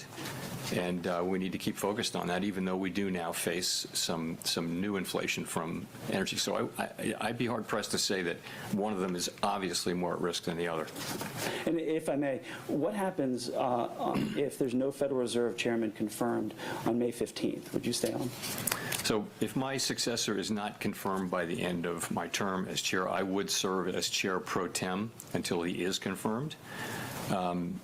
That is what the law calls for. That's what we've done on several occasions, including involving me, and it's what we're going to do in this situation. And while I'm at it, on the question whether I will leave while the investigation is ongoing, I have no intention of leaving the board until the investigation is well and truly over, with transparency and finality. And I would refer you to the statement that was in the Fed's brief that you will all have seen, and I won't have anything more for you on that. On the question of whether I will then continue to serve as a governor after my term ends and after the investigation is over, I have not made that decision yet, and I will make that decision based on what I think is best for the institution and for the people we serve. Figuring you probably were going to set the dominoes off there, Edward. And I'm not going to have any more to say on those issues, by the way. Thank you very much. Claire Jones from the Financial Times. People have drawn quite a few historical parallels with the current situation. We've seen oil price shocks in the past. Some people have said the first Gulf War and the Fed's response to that, where there was a focus on the growth risks, is the right parallel. To what extent would you agree with that, and to what extent do you think we're in a different place today? Thank you. It's really hard to say until we see the situation, the actual situation. In some circumstances, that might be the right case. In fact, for example, if we do see the kinds of disinflationary progress that we expect to see due to tariffs that I mentioned, I think it's hard to say, and it will depend to some extent on the size and duration of the effects we're seeing on prices, and it will depend a lot on what we can see in inflation expectations. And just one follow-up, if I may, just on the BLS report that was mentioned briefly there. It doesn't seem from the projections or from the comments you've made today about the unemployment rate and focusing on that your view on the labour market story, to a large part being a supply-side story, has changed despite the quite negative number in February. Would that be the right take, and was there anyone else in the room who thought differently, and that the February jobs report was cause for concern? So I think you have to take the two together. In a way, the January report was a positive surprise, and the February report was a negative surprise. If you put them together, you get something in the middle, and I think you have to really, as you do, I'm sure, realize there was a strike and there was weather, and that's about 80,000 of the negative effect total on the February report. Notwithstanding that, so what do you see if you take a step back overall? There are a number of indicators that suggest a degree of stability, but the thing that I think good number of people on the committee are concerned about is just the very, very low level of job creation.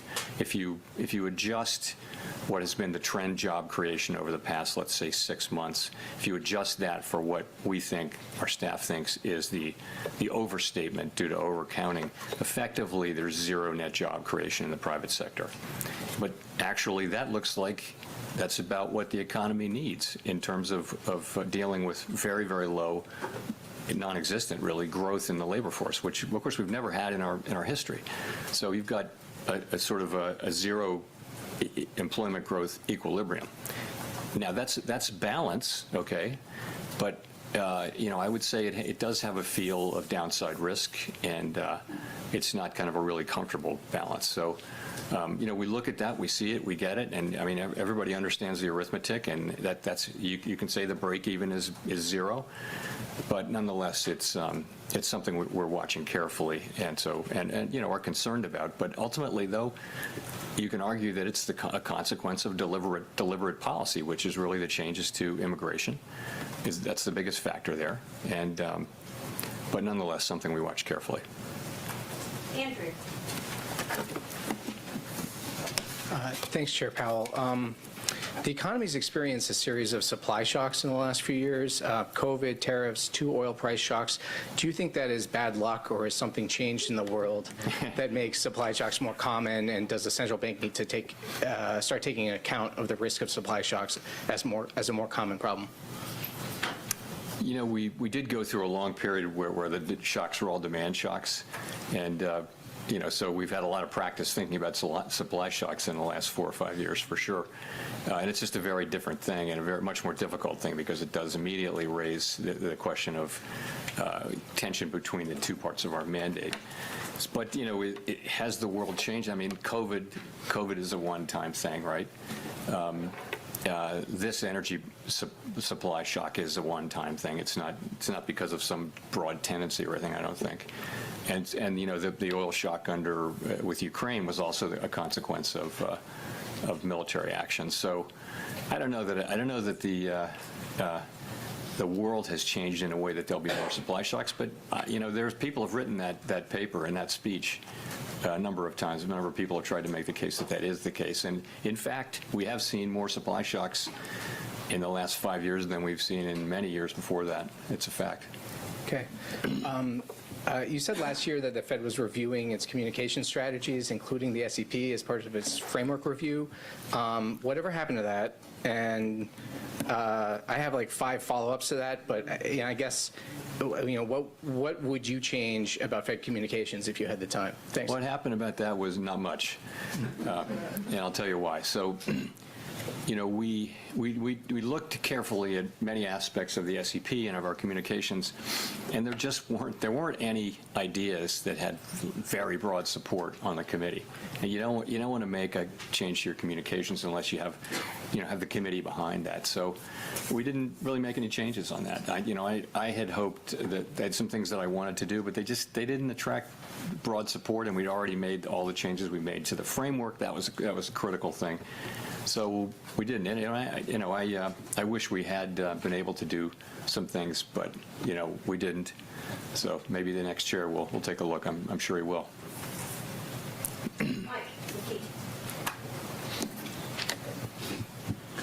Michael McKee from Bloomberg Television and Radio. The minutes show in January some members of the committee wanted to include a two-sided guidance on policy. Was that discussed today? And given the rise in the inflation expectations, how much support for a two-sided policy warning would there be? So it did come up today. The policy that the possibility, rather, that our next move might be an increase did come up at the meeting, as it did at the last meeting. The vast majority of participants don't see that as their base case, and of course we don't take things off the table. But you correctly characterized, what was in the minutes that several participants indicated, and something very much like that conversation did happen. What was your second question, though? I was just one question there, but follow-up would be, there are a lot of goods besides oil that are trapped in the Strait right now, and a lot of supply chains getting snarled. How much concern do you have about whether, if this becomes an inflation problem beyond just oil, whether there's anything you can do about it or would do about it, given the efficacies of monetary policy?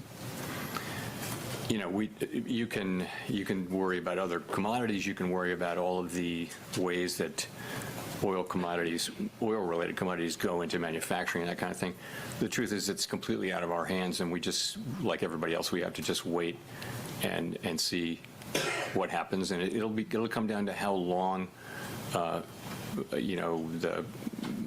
current situation lasts, and then what are the effects on prices, and then how do consumers react and that kind of thing. Really, I wouldn't speculate in any way, and there's really not a lot we can do other than kind of watch and see. Afternoon, Chair Powell. Maria Luisa Capurro with Bloomberg News.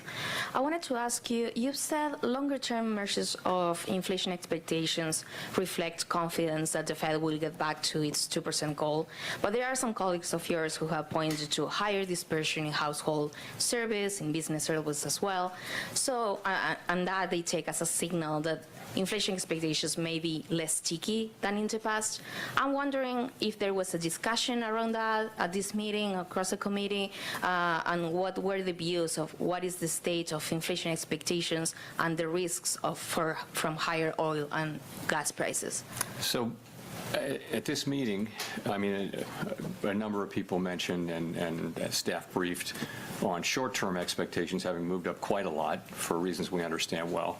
But long-term expectations, you know, you can always find one that's troubling or some aspect of one that's troubling, but ultimately, right through this whole period, the overwhelming majority of the things we look to, including markets, including surveys of, you know, of the public and also of forecasters, they've all been pretty solid on longer-term inflation expectations being right where they need to be, consistent with 2%. So that continues to be the case. We didn't have a lot of conversation about that. I think everyone does agree that you know, we'll be watching those extremely carefully as we see the effects of the price increases come through from the conflict. And still on how the discussion went across the committee, before coming to this meeting, there were some members who were like discussing the risks of a slowdown in growth and at a time of where inflation remains high. It really doesn't seem that most members are penciling in a slowdown in growth. No. But has there been any discussion of the risks of stagflation at this point? So people actually wrote up their growth forecast by a tenth, and I think that's probably to do with just growing confidence in productivity.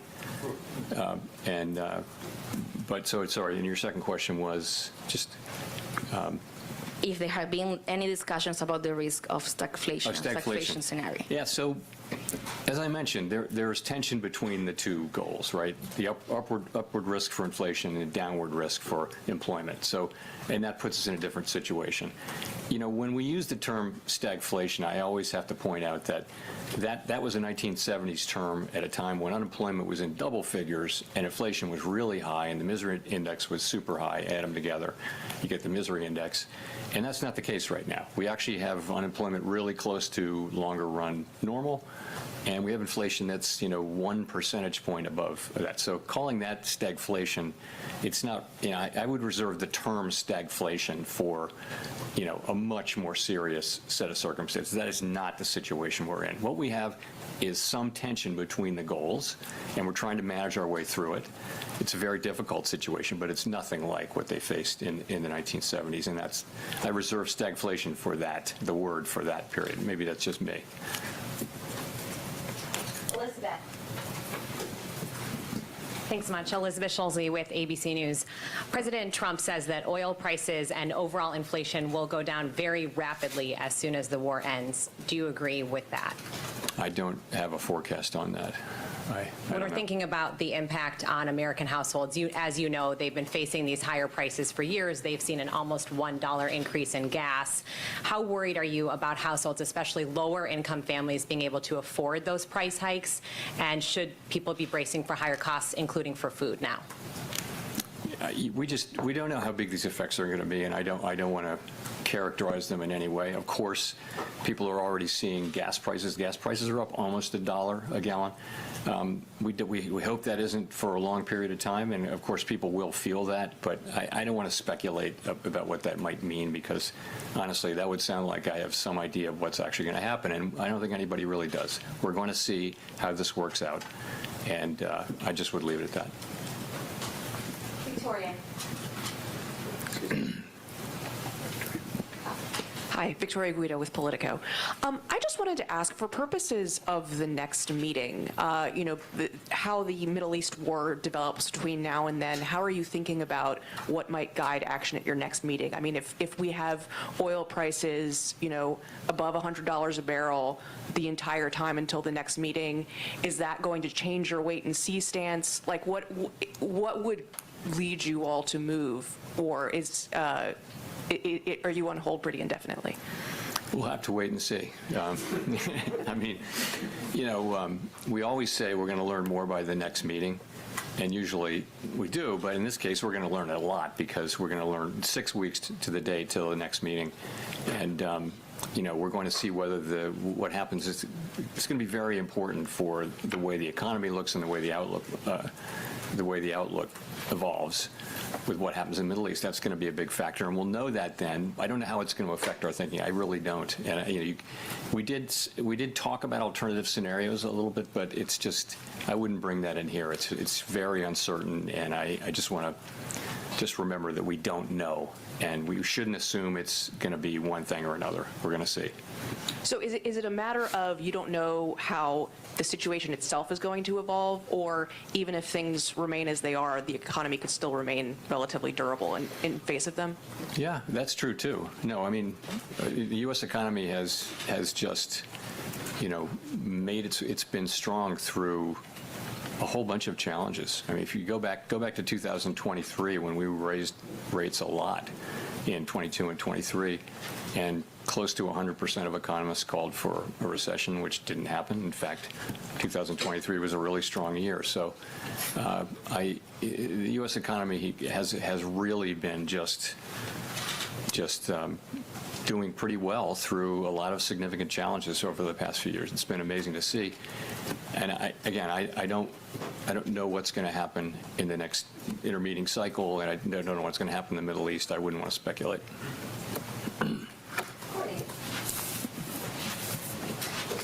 Hi, Chair Powell. Thanks for taking our questions. What makes you so certain that tariff-related price increases will be a one-time effect? I don't think we've seen you since the Supreme Court tariff decision, and it's pretty clear that none of us know what the extent of the tariff shock will be as the administration moves to replace some of the tariffs that were overturned. So I suppose I'm curious, what would make you question this certainty that tariffs are going to be a one-time price effect? Well, I would not at all use the word certain about my views on that. I'm not certain. I'm uncertain. But just if you think about what it is, it's a one-time increase in the price of a good, right? And what inflation is ongoing increases in prices this year, next year, the year after. That's what inflation is. It's not a one-time price increase. There's a very, very big difference. The public doesn't really focus on that, but that's the difference. And tariffs should be in theory, unless they cause people to start expecting still more tariffs the next year and still more tariffs the next year, they should be a classic one-time thing. People say the same thing traditionally about an energy price spike, because traditionally prices go up and they come back down. And by the time monetary policy would react, it would be over. So I don't have tons of confidence on that. I mean, I think that the theory is probably right, but as usual, the time it takes to get all the way through the economy is just very uncertain. And we found that coming out of COVID, that the inflation did go away, and largely for the reasons we thought it would, but it took 2 years longer than we thought. So I think we have to be humble about knowing how long it will take for tariffs to go all the way through the economy. And so what we've been doing, as our staff's been doing, it's very interesting. They started off with just an estimate because there wasn't a real history, and then they've built, based on the history that they're seeing of tariffs coming through into prices, they can now have an arc, and for all the tariffs they can say, well, so we have, I think, a slightly more confidence that we will see tariff inflation coming down, not prices, but you won't see further increases, and we should start seeing that more and more in the middle parts of the year. We do expect that. Now, you're also right, though, that the level of tariffs came down fairly meaningfully in the wake of the court decision. But the administration said they're going to move they're going to get that rate right back up to where it was. So, and we assume that they'll do that over time. So that's how we think about it. Thank you. Hi, thank you. Chris Rugaber at Associated Press. You talked about the shortcomings of the SCP in this environment. I wanted to ask about, or throw in an additional thing, which is the fact that it's happening before transition. Is there still some value, perhaps, in the public knowing what other Fed officials are thinking, the ones who will stay on for the rest of the year and beyond? And does that even handicap your successor in any way? Well, just in terms of having a whole committee expressing its views, is that something that locks them in for the rest of the year? No. We never. The SEP is never. People are more than happy to change their SEP dots. They're no way bound by them. It's your opinion at a moment in time, which can change based on events. Sometimes very quickly. So it never locks people in. People are more than happy to be proven wrong in either direction, and so I just think we do it. And I mentioned this was a time when it's very hard to do it. During the pandemic, we actually took one meeting off, I think, but we don't like to do that just because it's hard to do. We should just keep doing it. But I just would say for this one, though, I think it's even more than usual good to take the forecast with a grain of salt, because subject to just very high levels of uncertainty. Brian. Hi, Chair Powell. Brian Chung with NBC News. So you mentioned at the beginning of this conversation that you're well aware of the history of inflation running above target. It seems like that might be what's underpinning the affordability problem that we're hearing a lot about on Main Street. Are there any signs to you that that's impacting the psychology of the consumer, especially given that they're a big driver of overall economic activity? I'm not sure what that's all about, but I'll tell you what I think and what we see in surveys, and that is, there were big price increases all around the world, by the way. Everywhere in countries like the United States had basically the same kind of thing. It was a global inflation coming out of the pandemic, and everywhere people are feeling like real wages have been going up in the United States now for 3 years, roughly. But people are not feeling good about it yet, and it will take some years of positive, real earning gains for people to feel good again, we think. But you're right. But when you talk to people, they do feel squeezed, and there are areas where prices are still going up, like insurance. Various different kinds of insurance are getting more and more expensive, and that's just catching up really from inflationary pressures that take a while to get to into the price. So we take it very seriously. We don't dismiss it at all. It's a very real thing from the standpoint of what people are experiencing, and what it does for us is makes us even more committed, if that's possible, to getting inflation back to 2% on a sustained basis. How does the Fed's independence play into the ability to address affordability? Well, independence is what allows us to do our jobs, and stable prices is half of our mandate. It's one of our two mandates, maximum employment being the other.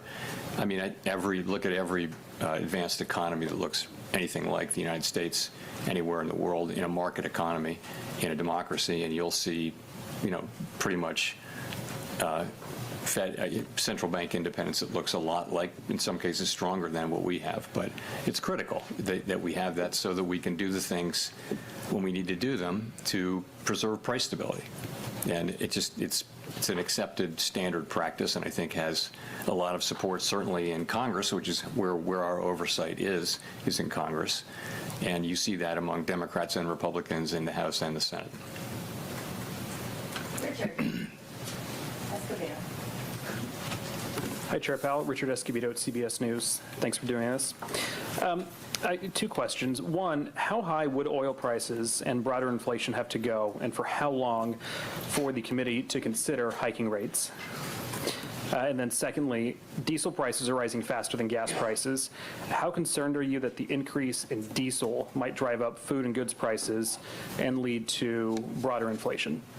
Yeah, I'm not going to give you an example or a specific answer on the first question. You know, we're prepared to do what needs to be done, but I wouldn't want to hypothesize about what that might be. You know, in terms of diesel prices, so your question there is, are we concerned about it?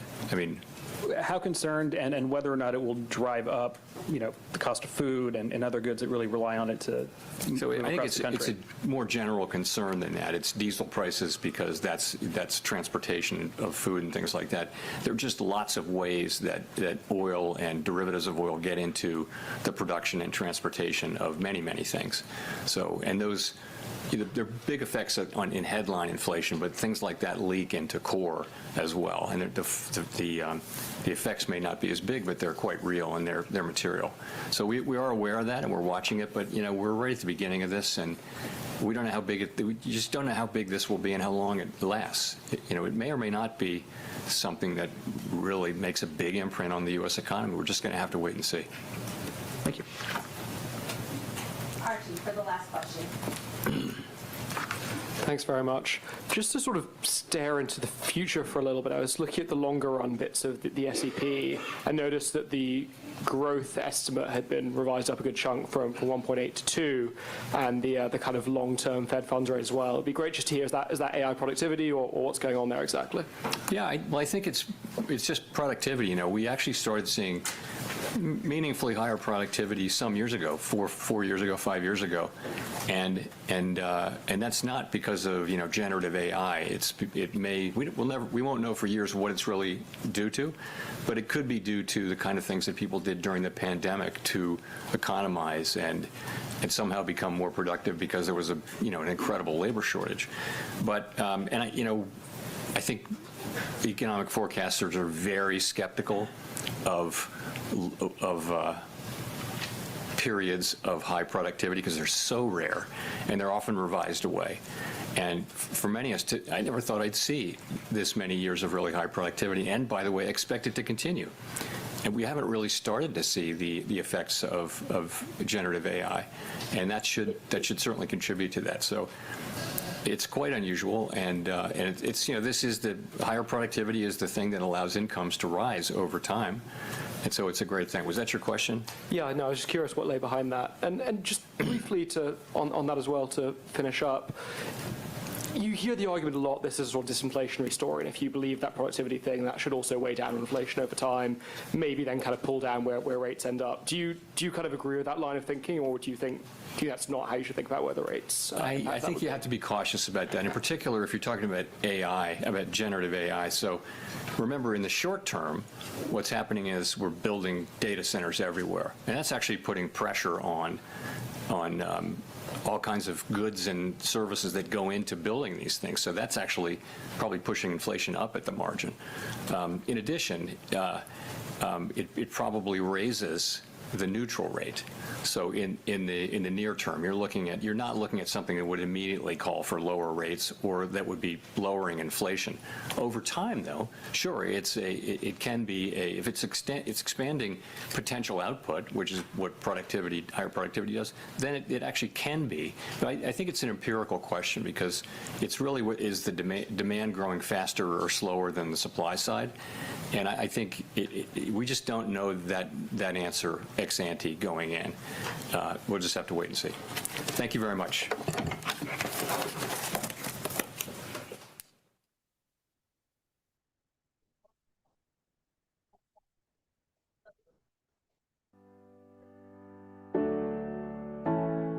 There was weather, and that's about 80,000 of the negative effect total on the February report.